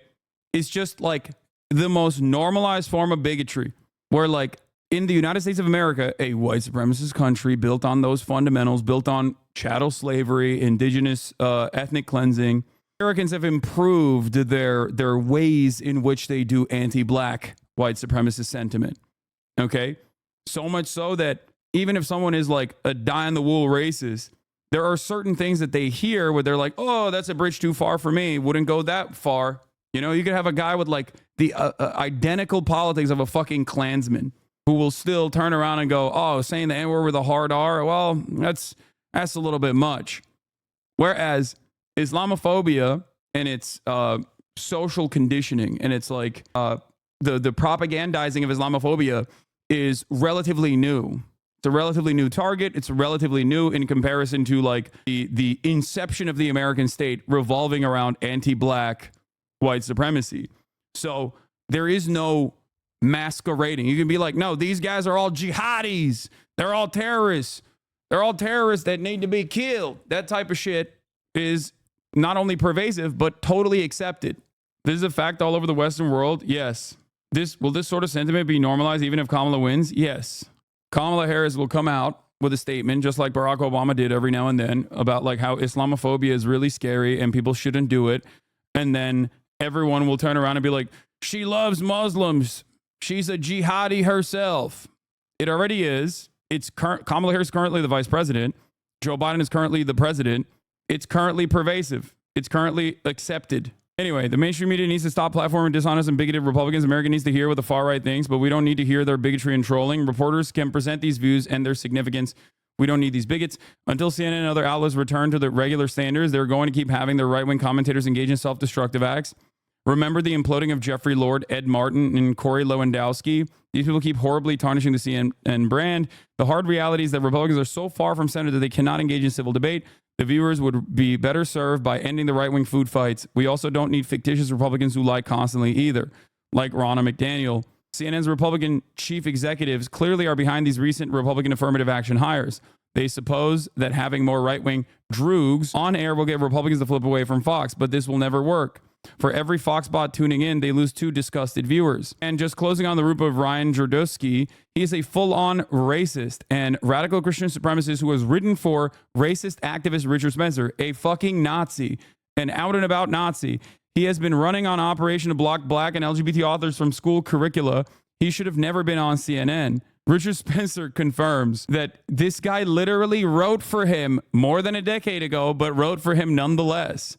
The irrational both sides fetish has created a dynamic where it is more controversial to call a fascist what they are than it is for Republican politicians to praise Hitler like Trump and Mark Robinson do. Calling a Nazi is more controversial than being an actual Nazi. What the actual fuck? I'll convert this into an essay, but in the meantime, here's what the current rising conservative host is up to is just as disgraceful. Anyway, Ben Shapiro defended him on X. Imagine if someone had made a joke about October 7th directed at him on his platform. The hypocrisy is crazy. Yes. Like that person would be fucking locked up. It's just so fucking annoying. From writing for Richard Spencer to appearing on CNN, what a glow up for Ryan Jerdusky. Congrats to all involved. Yeah, Richard Spencer confirms it too. Has Trump alienated swing voters after the Madison Square Garden rally? We're going to cover that in a second. Hold on. The only reason he faced backlash is because Hassan pushed back immediately too. Every other time it's been brushed over because nobody cared. Guys, Jake Tapper and Dana Fash are CNN's 2 top billed commentators, okay? They literally engaged in a similar fucking conquest coming from the same exact Islamophobic place against Rashida Tlaib, okay? They did that against Rashida Tlaib. Now, of course, like the views of some of the top billed commentators do not reflect the views of the entire institution. I'm not saying that every single person has those exact same opinions, but understand why people like this think it is perfectly normal to say shit like this on CNN. Okay? That's it. And it's interesting to think because when Dana Bash and Jake Tapper were doing that to Rashida Tlaib, they were doing that as Rashida Tlaib was being attacked with virulent, open Islamophobic attacks that made the same exact joke about her beeper, her beeper exploding. Potentially, like that was a cartoonist that posted a cartoon of Rashida Tlaib and a beeper right after the attacks from Mossad, the terror attacks on Lebanese civilian population in Lebanon. Online liberals use plenty of Islamophobic language. They resent every vocal pro-Palestinian person. I just hope that I hope that people understand what they are doing. There are plenty of open-minded individuals who value themselves as progressive, who do repeat some of these fucking talking points, and I urge them to reconsider. Okay? I urge them to, re-examine the way that they speak about Palestinians, about Arabs, about Muslims. This is a dangerous prospect. Okay? I know that there will be some people, at least, that are coming into this community that will do that. I hope. There is zero room for racism or bigotry at CNN or on our air. We aim to foster thoughtful conversations and debate, including between people who profoundly disagree with each other, in order to explore important issues and promote mutual understanding. But we will not allow guests to be demeaned or for the line of civility to be crossed. Ryan Jerdusky will not be welcome back at our network. Yeah, they clapped a fucking Nazi, but why did they have a Nazi on to begin with is a great question to have, is a great question to ask. And, if left unexamined, this kind of sentiment will continue to grow. Yes, I already watched the Majority Report defending me from smears today. I did. R-worded racist, unfortunately. Me. Don't ban this person. I really, really, really need to understand why does this person think I'm racist? I need to know. This is old news. Holy shit, people woke up today. LaMaFeo dies in one shot. Damn, he watched me play video games, though. Unfortunately. Despite the threat he represents, think well-meaning folks are missing the forest for the trees with Trump. We must deal with the rhetoric that is now polluting the space. No, I find it really funny when people say shit like this. I just want to know why he thinks that. Also, he's a Hassan, I like you, but some of your takes are delusional. It's funny because, like, if I was racist, I feel like this person would be a fan of mine. Like, that's the funniest thing. So many of my naysayers will be like, dude, you're fucking racist. And then you look at their like background, you look at the things that they advocate for, and they unironically are just like genuinely racist half the fucking time. So it's like, yeah, if I was a racist, as you claim, you would probably be a fan of mine and you'd be defending me everywhere online, being like, oh, actually, he's just exercising his free speech, you fucking idiot. You don't understand. Anyway, okay. We're gonna do the Trump alienated a swing voter thing from Channel 4. One of my favorite things, as you guys know, is like when British people study the American heartland. The King of New York is back to reclaim the city that he built.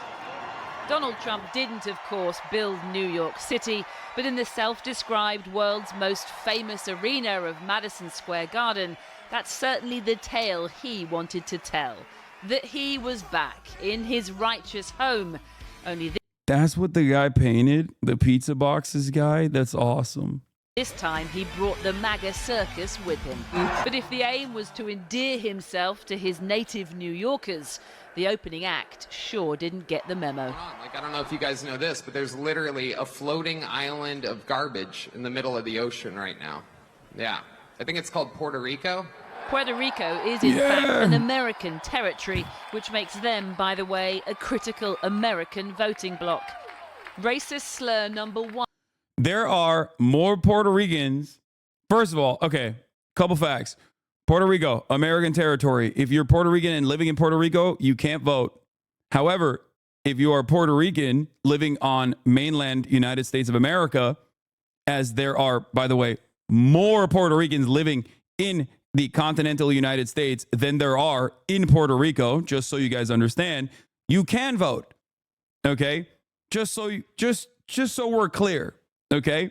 And there are a decent number of Puerto Rican Trump supporters. The thing is, they also love Puerto Rico unconditionally for understandable reasons. Okay? If it ain't a shithole, then why did they leave? That's awesome. See? Here you go. Here you go. Dumb fucks. Once again, keep chirping. Keep chirping, dude. Keep fucking chirping, bitch ass. So fucking stupid. People are so openly disgusting. Like, I think more people should be embarrassed to have opinions like this that they broadly televise. Okay? They didn't leave Puerto Rico. They are American citizens living in another part of America. It's like being from California and loving California, but having to move for one reason or another to a different fucking state. Okay? That's number one. Number two, there are obviously many reasons as to why Puerto Rico is deliberately underserved as a U.S. territory. Okay? We fucked Puerto Rico up. We did. America, the American government.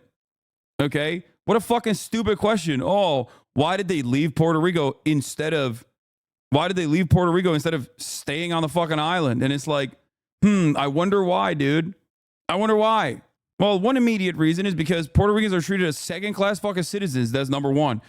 Second reason is that the infrastructure is deliberately kept shitty. It is one of the greatest examples of vulture capitalism. Democrats and Republicans are both responsible for this, for the record. It's you can loop this under like the bipartisan consensus of American foreign policy if you want to. Anyway. But it got darker and more dystopian from there. The whole party, a bunch of degenerates. Kamala Harris, she is the Antichrist. Her and her pimp handlers will destroy our country.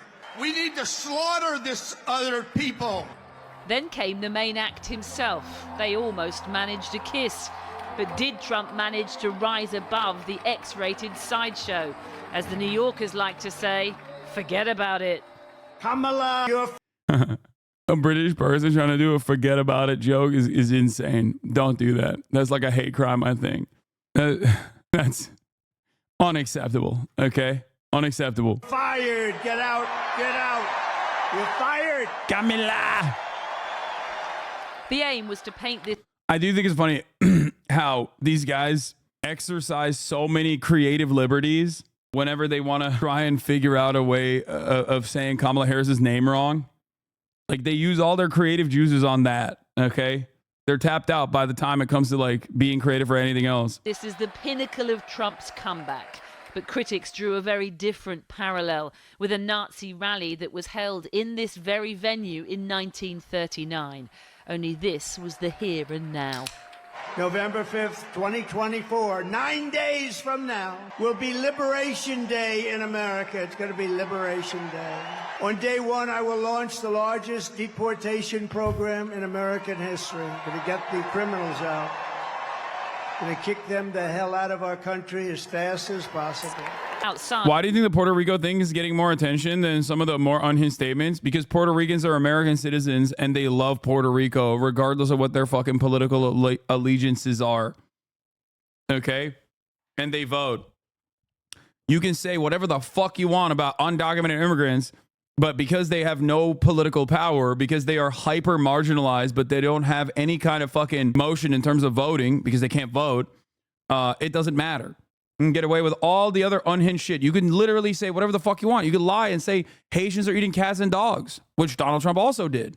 People find that gross, but there's not the same level of pushback because Haitian migrants that are here with the proper paperwork under temporary protected status still do not have the right to vote. Puerto Ricans, on the other hand, do have the right to vote. There's 500,000 Puerto Ricans in Pennsylvania, dude. And it's such a very obvious, overt, gross, racist ass fucking thing to say, oh, it's a trash island.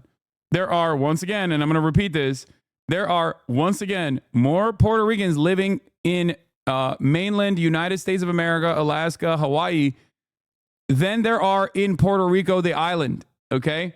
And virtually every single one of them loves Puerto Rico. Doesn't matter, they could be hogs. Doesn't matter, they could be Trump supporters. They still understandably love Puerto Rico and want what's best for Puerto Rico. Okay? That's what happens when you are a colony. You maintain some kind of like hope that inevitably your people and your island will thrive. Have you not met like a Puerto Rican person ever? This is not like other people in diaspora. Okay? It's a unique predicament. Like Cubans in Miami, especially, do not like Cuba, okay? That's why you hear insane statements about Cuba, like from Miami Cubans in diaspora. Even, I would say, Venezuelans, many Venezuelans are not exactly fond of Venezuela for one reason or another. That's not the same for Puerto Ricans. The assembled MAGA faithful were full of pride. Gee, I've been a lifelong New Yorker, lifelong Republican, and I have never been able to confidently wear my MAGA hat in the street until this rally today. And we saw the economy under Trump, we saw the economy under Kamala. Which one was better? Well, he was over 2 hours late, and we had this. I need like one extra question from these people, like just one additional question, please. I feel like it's journalistic malpractice, and also you're leaving a lot of content on the fucking table when you don't ask them, what do you mean by that? What do you think Trump is going to do in terms of fixing the economy? What do you think Trump is going to do to fix the economy? What has he communicated to you? You're kind of misspeaking. They love the country, but are more conservative, so they hate the governments in Cuba and Venezuela. No right-wing Puerto Rican is going to advocate to bomb the island of Puerto Rico in the way that like a right-wing Cuban will advocate to bomb the current Cuban island. Not just the administration, but just bomb Cuba. That's the difference. Like the distinction I'm trying to make here is that regardless of political allegiances, Puerto Ricans still obviously love Puerto Rico. Puerto Ricans, especially conservative ones, will get pissed off if you make them. I mean, yeah, I lived in Miami. This is common for every Latin American subgroup if we're being real. Puerto Ricans, especially conservative ones, will get pissed off if you mistake them for Mexicans and are incredibly proud of being Puerto Rican. Understandably, why people will be like, I'm not Mexican, I'm Puerto Rican, or I'm not, that's literally just racism. That's a normal thing to get mad at. But the meme in Miami especially is like, Latinos fucking have a little extra smoke for being mistaken, like Dominicans for Haitian, or Puerto Ricans for Dominican. Like it's a meta. It's meme. It's a meme.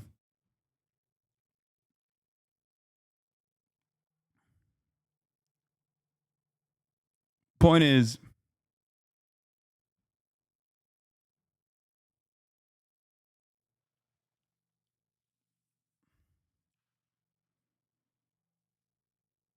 he's going to increase our taxes and decrease our taxes. The upper class, that's going to make his friends rich. So that's how we'll fix the economy. Miami Cubans here. We are the Iranians of the Americas. I have family that do advocate to nuke Havana. Meanwhile, my best friend is from PR and he wants to nuke Washington to free PR. Yeah. I'm not kidding. Of course I'm not kidding, dude. Yes. Miami's Cuban mayor says the U.S. should consider airstrikes against Cuba. Yeah. We talk about Balkan posting online quite a bit, but it is very similar. Like, Latinos also Balkan post in terms of like where they come from, like unironically. They do. But we're not going to get into that right now. It's not important. Let's continue. Standard mix of campaign themes, the economy and immigration, and a fair bit of freewheeling, which may explain why hundreds of Donald Trump fans are leaving early. How was it? Incredible, amazing. It was electrifying. The place, everybody was on fire. There could be a red wave coming through. You never know. We could be another swing state. She surely knows that Democratic New York would never vote for Donald Trump. Harris is 15 points ahead here, and she, by chance, was visiting a Puerto Rican restaurant yesterday in Philadelphia as Trump's anti-immigrant barrage was underway. Today, as she was en route to the swing state of Michigan, Harris said Puerto Rican voters would support her and reject what she called Trump's nonsense in New York. They want a president of the United States who's about uplifting the people and not berating, not calling America a garbage can. Joe Biden popped up too this morning, doing his Democratic duty by voting in Delaware, one of the closing acts of his political career. Question is whether Donald Trump's big New York finale will be one of the closing acts of his. Siobhan Kennedy reporting. Well, let's get some reaction to the Madison Square Garden rally from Albert Eisenberg, Republican political strategist and a writer for the Philadelphia Inquirer in the city. Welcome to the program, Albert. That was a hate rally, wasn't it, last night? I think that a lot of the people in attendance who are increasingly diverse on the Republican side, the Republican Party is getting more diverse, will continue to get more diverse this election, would protest that. But there's some very off-color jokes. Yeah, there were. Against Latinos, against African Americans, against Jews. I mean, just off-color, unacceptable language. Yeah, but it's funny because there's always media uproar when it comes from the right, but I haven't been asked any questions about the Hamas rhetoric, pro-Hezbollah. What Hamas or pro-Hezbollah rhetoric is happening at any point? Like, what has happened? Where is this happening? Rhetoric on college campuses, and Kamala really has an issue. But as a Jewish person, it's actually incredibly important how you frame the discussion. It is, but none of those students are running for the presidency. And no, but they're supporting the Democratic Party. And but hang on, this is a presidential candidate who's been president, running for office. This is his final pitch. So the vast majority, and he opens the gates to some very offensive language. So the vast majority of voters are not going to be voting based on an off-color joke about Puerto Rico, which was off-color, not good. They should have vetted that comedian, and they should have had him on. And they did apologize. Well, they sort of distanced themselves. Is that because Puerto Rican voters matter, especially in this state? Absolutely, and Latino voters are shifting Republican. So despite a lot of the uproar and sort of the upper educated, people who consume a lot of media. Yeah, it's elitism. It's the elites, dude. I hate this because there is some validity to these claims when the Democratic Party is posturing with Liz Cheney over and over again and have openly targeted college educated whites in the suburbs. Like, that is what's so fucking annoying about it. Okay, that is what's so fucking annoying about it. It's like the Democratic Party has historically been the pro working class party. What the fuck?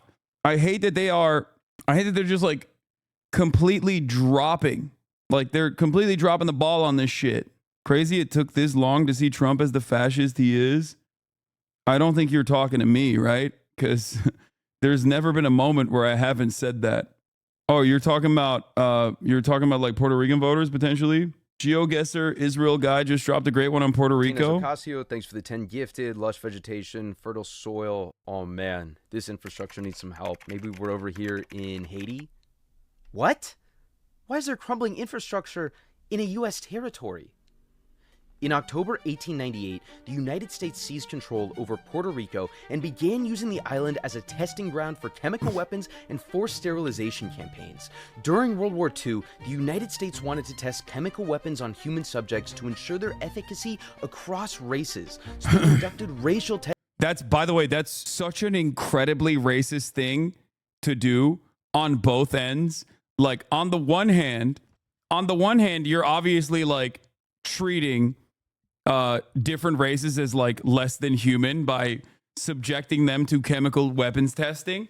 But on the other hand, it's also incredibly racist because you're like, oh, well, we have to make sure that like black and brown people don't have like a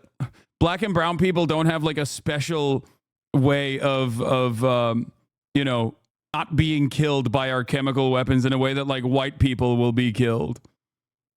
That's just race science. We need to determine their Pokemon type weaknesses. Yeah, that's what I'm saying. It's like insane. Testing on Puerto Rican subjects.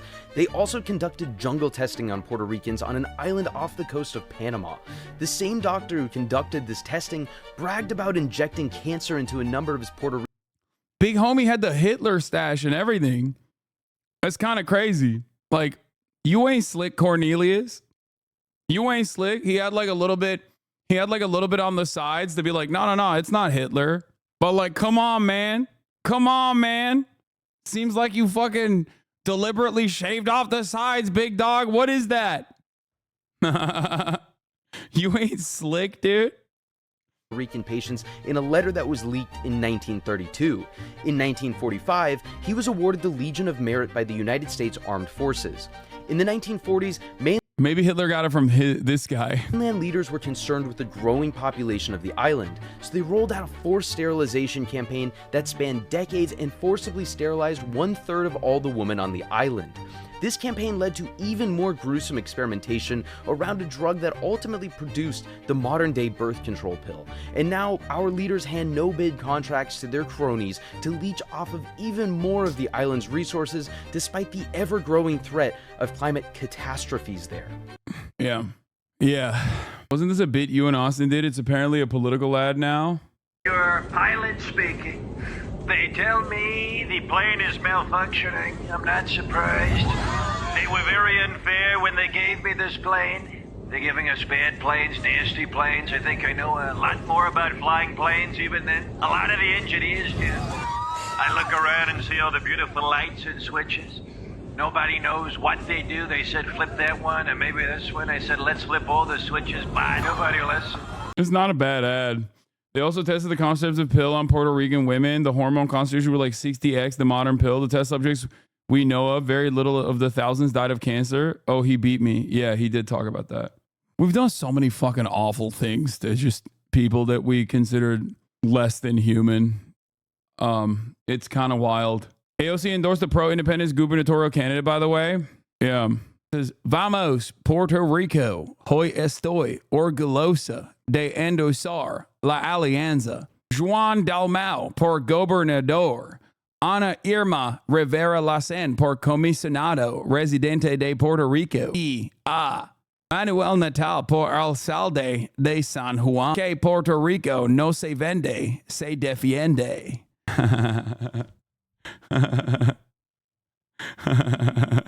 Damn, I didn't know you were such a gifted linguist. When I do a good Spanish accent, you guys make fun of me. When I do the deliberate Peggy Hill, you also make fun of me. There's no winning. This accent is worse for Puerto Rico than the comedian's joke. I'm sorry. Hassan Spanish, a Loki. Hey, okay, I'm going to try. Vamos, Puerto Rico. Placen por comisionado residente de Puerto Rico y a Manuel Natal por alcalde de San Juan. Porque Puerto Rico no se vende, se defiende. Is that better? Yes, that is somehow worse. Wait, what? How is that worse? How did you end up making it worse? Okay, half the chat is saying it's so much better, and half the chat is saying it's so much worse. Porque Puerto Rico no se vende, se defiende. Am I saying it wrong? Calm down. You got a little spicy with the arr. Need more rolls. Well, we have that in Turkish too. Porque Puerto Rico no se vende. Half the chat ain't native speakers. How would they know? I don't know. Say ferrocarril. I don't know what that means. Are you making me say something bad? Alcalde, not alcalde. Okay. Roll the R in Puerto Rico when you say Puerto Rico. Puerto Rico. Okay. R in Puerto is just soft, just a tap, otherwise good. Okay. All right, let's continue.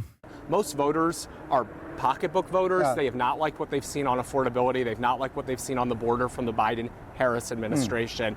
It's increasingly economically impossible for working class people to get by, and foreign policy-wise, the world to become a lot less stable under Biden-Harris. Yeah. So my point is just, yeah, there were some off-color jokes. Yeah. Trump's an off-color guy, but people are going to be voting based on the issues. And off-color is a very mild way of describing this. I wonder if they only sort of apologized about the Puerto Rican stuff because it matters electorally, and the rest is just politics. Exactly. Just so you understand, like, that is the reason where people were like, why do they care about the Puerto Rican stuff so much, but like not about anything else? Well, that's because Puerto Ricans vote. They're American citizens, and there's a shit ton of them, and they all love Puerto Rico. So that's the reason why Trump is like, I love Puerto Rico. I'm a fan. Love it. Put your finger in the air and decide. I mean, politicians do all sorts of things because they think it'll matter or not. Does it set the right tone for this country? I mean, at the end of the day, you know, it's one country. Hopefully someone's going to try and unite it. Yeah, I mean, I would say allowing Putin to march into Ukraine and pulling out of Afghanistan and leaving billions of dollars of military kit actually set a much worse tone than an inappropriate rally. And I hope you're hearing me on that, because that really matters. I'm absolutely hearing. Yeah, but you need to understand, the viewers at home need to understand, there are regular people in this country that are not able to afford living. Allowing Putin to move into Ukraine. Donald Trump is the guy who wants to cut and run when it comes to Ukraine. I think that's massive speculation, but we'll see, because I think Trump's going to win. Okay. So we'll have to see how it goes. I think the world's going to be more safe under the Trump administration. I think a lot of people agree with me on that. On that point of Trump winning, if he does... I thought Puerto Ricans can't vote for president. Yeah, Puerto Ricans in Puerto Rico can't. There are more Puerto Ricans living in the continental United States of America than in the island of Puerto Rico. Okay? Puerto Ricans are American citizens. Puerto Rico is American territory. Oh my God. This is like super basic shit. How the fuck is a Turkish guy describing to Americans what their fucking country is like? What the fuck? I don't understand it. So are Hawaiians, by the way. Yeah, but Hawaii is a state. So they can fucking live in Hawaii and vote for the president. Puerto Rico, on the other hand, is still considered a territory. This is part of the reason why it's, you know, Hawaii has a litany of similar problems to Puerto Rico. The way that we have treated the indigenous population, like destroying their ecosystems and whatnot. But Hawaii still gets like some of the amenities of being a state that Puerto Rico as the island does not. Doesn't win, do you think he's still going to declare victory, or is he going to concede? Oh, man, all the speculation. I don't know whether Kamala is going to. I mean, she's out there calling him a Nazi. So that's all very heated rhetoric. And I'm genuinely not trying to be defensive because I'm a Republican commentator. Do you think he should concede? Telling you how I feel. But what Trump's answer was to the Puerto Rican stuff, by the way. I want Donald Trump. Oh my God, I will vote. I will vote for Donald Trump. Oh my God, I will vote. I will vote. I will vote for Donald Trump. The people go out to vote, no fear, no more. Vote for Trump. Let's go. Vote for Trump. If you wanna keep America great,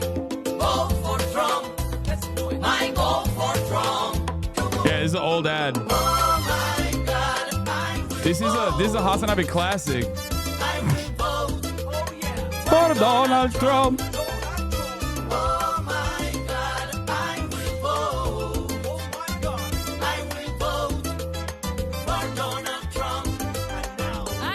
This is also unimaginably racist because I don't think these guys are Puerto Rican. Not a single Puerto Rican here. They're Cuban. And he's like, people are saying I'm being racist to Puerto Ricans. Well, here's a bunch of Puerto Ricans. Okay. Here's a bunch of Puerto Ricans saying in a Spanish accent that they'll be voting for me. Meanwhile, they're all Cuban. What's the difference? They're all Mexican. I don't understand it.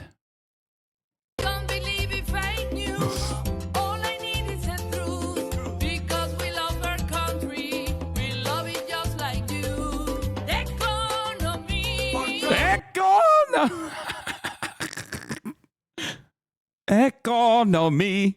Life is good for Trump because we love our country. We love it just like you. Oh my God, I will vote. I will vote for Donald Trump. Oh my God, I will vote. I will vote for Donald Trump. If you feel proud to be American, Yeah, all the flags are Trump pants because this is an old song. We've literally, I've played this. I think this song actually originated as an AI song back in the day, and then I guess someone went and remade it. But like this is not like I've played this before. There wasn't good AI in 2016. No, there was. Yes, it was like the earliest versions of like AI music. And I don't think it was in 2016. I think it was in 2020. But yeah, see? Oh my God, I will vote for Donald Trump, performed a Trump rally in Miami. It wasn't in 2016. It was in 2020. But it was also, I think you're losing your mind. Go ahead and hit the ad. There was no AI songs back then. No, dude, fuck. What was it? There was another thing. Like it would be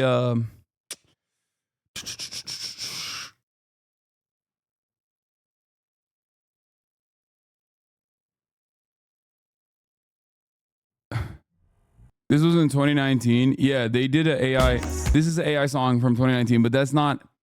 It was like an app, dude. It was an app. I think this is it. Yes. The following ad is made by Latinos for Trump. Lux. Wait, is this it?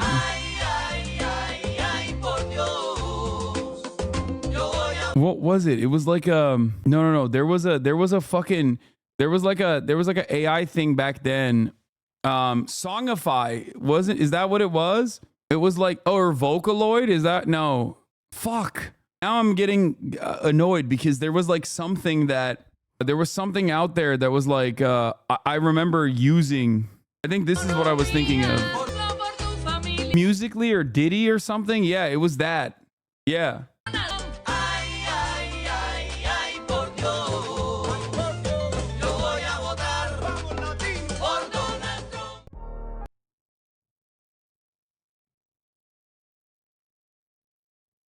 It was an app that everyone was using. There were SpongeBob memes. I forget the name. Yeah, it was some shit like that. It would like make one thick bitch.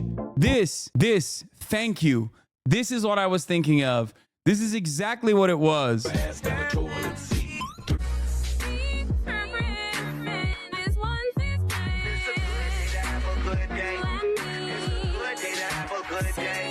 That's what it is. Diddy.it. This is literally from 2017, chat. Okay? Before you guys act like this shit didn't exist back then, yes, it fucking did. And I remember using it, and I thought that it was literally like the Trump one was from this. Donald Trump is one thick bit. Oh, here it is. Anyway, see that Trump pussy? Yeah. That was from 2017. Okay?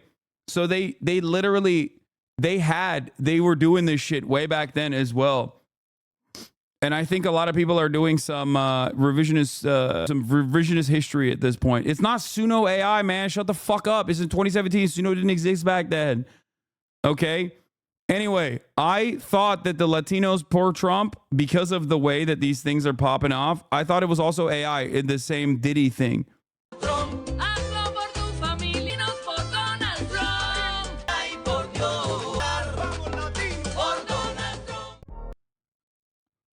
And then they turned it into a real song. Anyway, but the Spanish one, I guess, was like too racist, or the Spanish one was like too much for the racists, so they turned it into an English one. Ultimately, is literally Cubans. Like, this is a Cuban bop, okay? Cuban Americans that made this song. So Donald Trump posting this to be like, see, I love Puerto Ricans is pretty funny.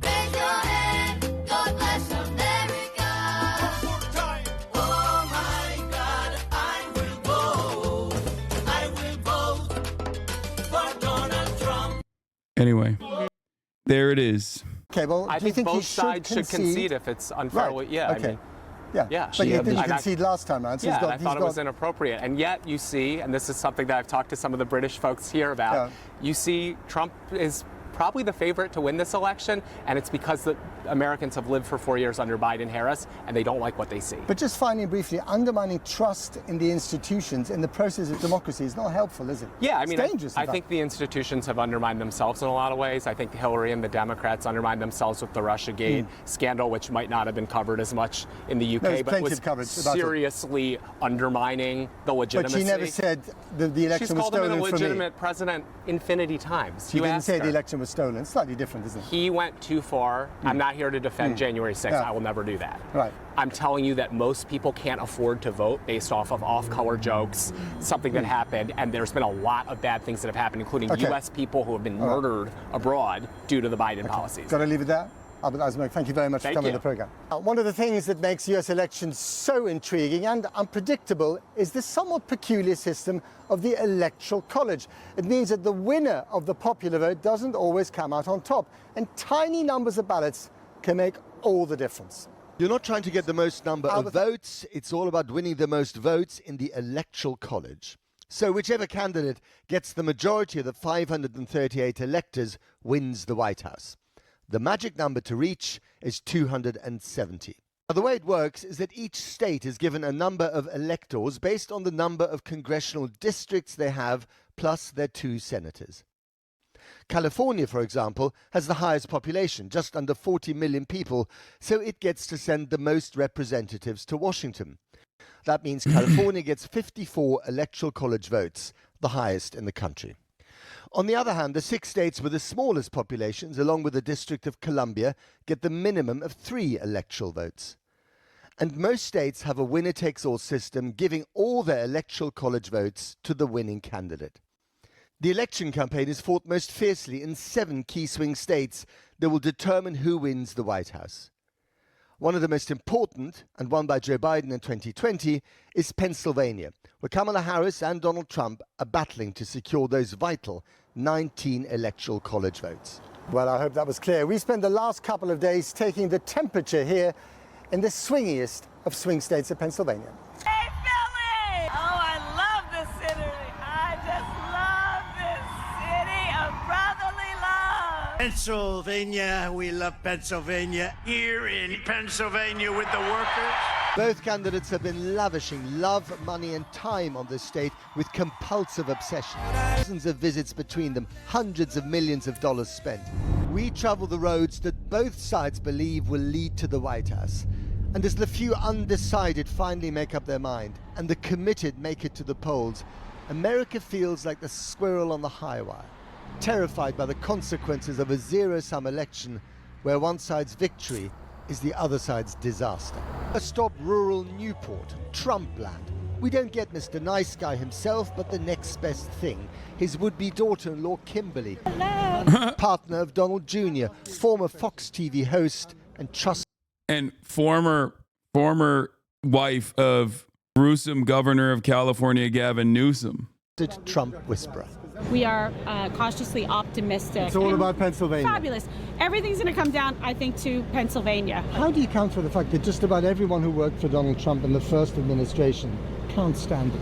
I don't know One of about his former that. chief of staff said he behaved like a fascist. Well, I don't know. What I'll tell you is there's a lot of people that didn't do their job well, and then, sour grapes. What we're going to do after November 5th when we win is have some of the smartest, most talented, brightest people come into the administration with the help of God and really do something to make a difference in this country, to lift up all Americans.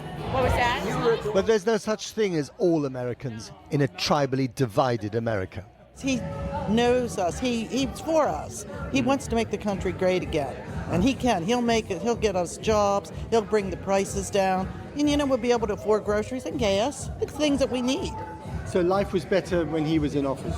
Absolutely. If Kamala Harris wins this election, what would that mean for you and for America? Well, for America, it would probably be the most horrible thing that could have happened. And indeed, for us, it would be the same thing. What are you most upset about? Geez. Too much to choose from. Yeah, somewhere between, the border doesn't affect me here in Perry County so much, but I don't like how it affects everyone else. Oh, good. Wow, what an empathetic and kind individual. She's like, the border stuff has no bearing on my life whatsoever, but I've chosen to imagine the right-wing fantasies that it might be harming others. Good shit. Who represents your interests more? The billionaire from Fifth Avenue or the prosecutor from Southern California? The billionaire from Fifth Avenue. Really? He lived in the American dream. We're all going to be that rich one day and have that type of lifestyle. So good for him. Not all bikers travel the same road. In Philly, we meet Black Bikers Vote. Their mission, to get black men especially to register for the ballot. Their concern is less the cost of living and more the future of the republic itself. So if Trump were to become president, what would happen to you and your country? Yeah. This won't be my country anymore. I would absolutely get ready to leave this country. Really? Yes. Where would you go? Back to Africa. I'm already ready, packed and ready to go. If Kamala does not win this election, I'm no longer going to be here. I'm looking for ways to leave America. I don't put anything. That's crazy, dog. That's like, okay, I got nothing. Past anybody in this country now. Because you can almost make that argument if he loses, there might be, extreme violence. There was violence 4 years ago when he lost the election. He never conceded that he lost the election. And, we've been kind of silently relitigating the Civil War since 1865. But there will be some black men, maybe not many, who end up voting for him. What would you say to them directly? Know who you are. Remember who you are. I don't know. I get why he's kind of scared. No, I get that too. This is wild though. There's some Ivy League bikers. Yes, they're HBCU grads, brother. What are you talking about? They got like Divine Nine, like Greek lettering on their patches and shit. Yes. At this gathering, get out the vote for Kamala Harris. First up, the formidable mayor of Philly. The path to the White House runs straight through the Keystone State of the Commonwealth of Pennsylvania. And here past some familiar faces. One thing the Democrats don't lack is star power, unleashed. And may I introduce Mr. Robert De Niro. Oh my God. Thanks, Leo. I just want to start. It makes me so weird here talking about a like Donald Trump. Mr. De Niro, what happens if she doesn't win?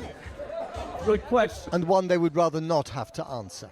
This week, there's arguably no one more powerful in America, maybe even on Earth, than an undecided voter of Pennsylvania. Did he say the F slur? That'd be really funny. But no, he did not. Yeah. We found one in his isolated homestead on the banks of the Susquehanna River, and his name is Bill. We don't have a good candidate to vote for, whether it's Democratic or Republican. We just have a bad choice. But you're going to vote for one of them? Well, if I don't have a right to complain, do I? So I'm going to vote for one of them, but I don't know which. Pennsylvania is the cradle of American democracy, but if the doomsayers on both sides are right, it could also become its shallow grave. Well, I'm now joined by Lindy Lee, a top Democratic fundraiser and strategist here on the roof in Philadelphia. Thanks for coming on the program. I mean, your reaction, first of all, to this rally last night? Well, I mean, where do we even start? They called, I'm not even sure what I'm allowed to say on air, frankly, so I'll try to be as circumspect as possible. We don't want to repeat any of the off-color jokes. Yeah. Right. Well, Trump had some fanciful words to describe Kamala Harris. I'll just leave it there. I think I can say devil. And then they described Puerto Rico as a floating pile of garbage. And this is a U.S. territory. These are Americans. Yeah, and a lot of them are living here. Exactly. Not only everywhere, you know, and Latinos are such a growing voting demographic. For him to offend them like this 8 days from the election is a catastrophic mistake. And that resulted in an endorsement from Bad Bunny, Jennifer Lopez, Ricky Martin, these very well-respected Latinos for Harris. But one thing I've always found extraordinary is that however offensive the language is from the Trump campaign, and a lot of people, you know, get offended by this stuff, actually it doesn't make that much of a difference when it comes to votes. And it's Wasn't Lindy Lee an anti-Bernie person in 2020? Yeah, I think so. I mean, it makes sense if she's like operating as a spokesperson for the Democratic Party right now. A lot of the fucking surrogates are wreckers and shitters, you know? The Democratic Party will always have space for you if you play ball and you go after the left wing of the party and routinely undermine efforts to make the party more progressive. Always. I mean, that's evidenced by the fact that like fucking Liz Cheney is like a prominent fixture in the campaign. Okay, on the most like forward-facing opportunities, Liz Cheney is considered like a very valuable person for the campaign. It's insane. My 18-year-old cousin said he's voting because his girlfriend told him Bad Bunny endorsed Kamala, so now he's being dragged to go vote. That's a low propensity voter that decides the election, Lamau. Yeah, it's not good when like people start remembering. It's not good when people start remembering that there's an election happening and when the most amount of eyeballs are on the cycle. One of the most prominent, one of the most like forward-facing moments in the campaign, as the most amount of eyeballs are on it, is saying Puerto Rico is a trash heap. Not great. You also have to you could play all of the hits from a couple months prior now, and it would still be fucking a decent message. Because remember, there's like a lot more people paying attention. There's a lot more people paying attention to the campaign now because they're like, oh shit, there's a election going on, I guess. The funniest thing Tony would do if he causes Trump to lose. I mean, the reality of the matter is, if it wasn't fucking Tony Hinchcliffe saying this shit, there would probably be another thing that would hurt his chances. Tony Hinchcliffe's statements would not hit the same if Donald Trump wasn't such an overt racist. Okay? Like, that's the problem. Everybody already kind of understands that Donald Trump and some of his most diehard MAGA loyalists are fucking cultish freak weirdos who are just so annoying. Okay? It's not just that they're virulent racists. That much is definitely true, but they're also so incredibly fucking annoying. And like in 2016, there was a lot of that resentment, a lot of white supremacist resentment that was, I think, definitely packaged under Trump's more moderate approach to social politics and who he was going up against, and the resentment that a lot of Americans felt, the frustration that a lot of Americans felt towards just the way that the way that their material conditions look like. But now the Trump supporters are not shutting the fuck up. They didn't shut the fuck up for 4 years when Trump was president. They kind of went away when Trump wasn't at the forefront. When Trump got like banned off Twitter, it was probably one of the best things that could have happened to him, because it really caused Trump to just be like weird and awful in his own little bubble. And it caused his fans to shut their stupid fucking mouths. But now he's back. And now there is no more like shy Trump voter. Okay? That's not a real thing. They are very prominently displaying their virulent, unrestricted hatred all over the place. Okay? Non-fucking stop. And I think that grosses a lot of people out. It grosses many people out. Okay, guys, I got it. Okay, it's funny. Yeah, Austin's take. Okay, come on, please. Can we be serious for like a second? Jesus Christ, dude. Oh my God, my fucking community. Holy shit. Surprising how thick-skinned so many people are with this language, including perhaps Latinos.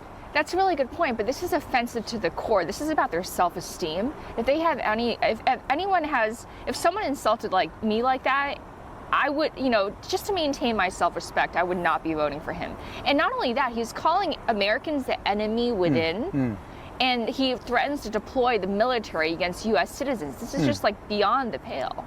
But I've spoken to so many Latinos in this state and elsewhere who say, okay, we don't like the language he uses. You know, I wouldn't invite him around for dinner, but I totally agree with him when it comes to the economy. And Kamala Harris just hasn't come up with a convincing message.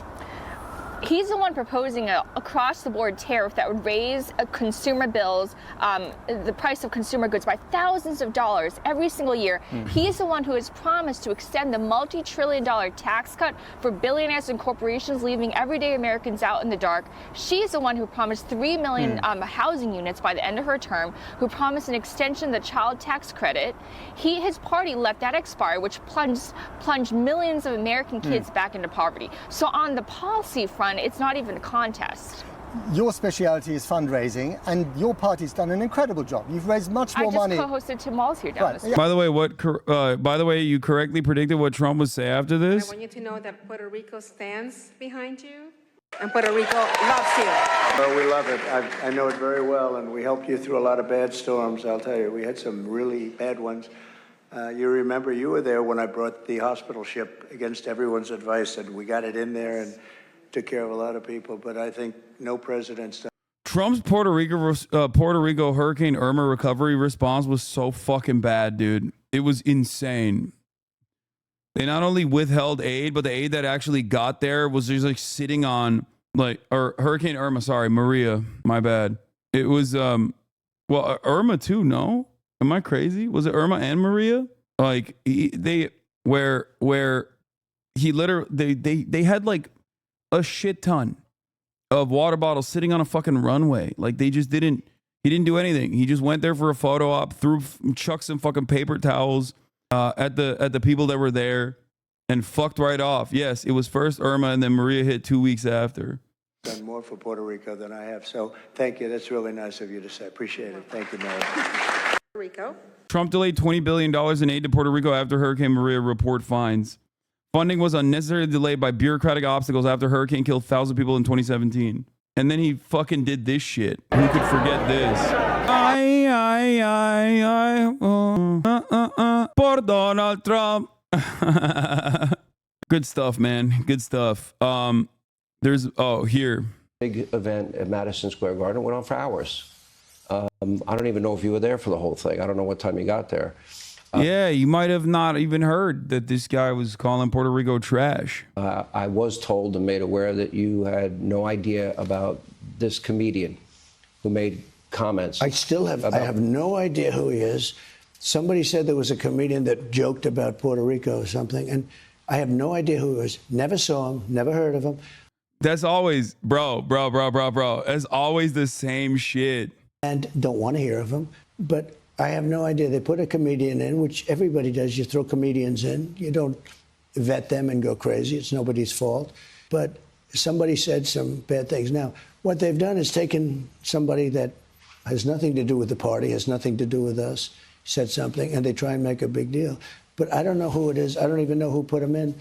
And I can't imagine it's a big deal. I've done more for Puerto Rico than any president, I think, that's ever been president. Hey, Sean Hannity here. Hey, click here. Yeah, classic shit. Damn, this guy's good.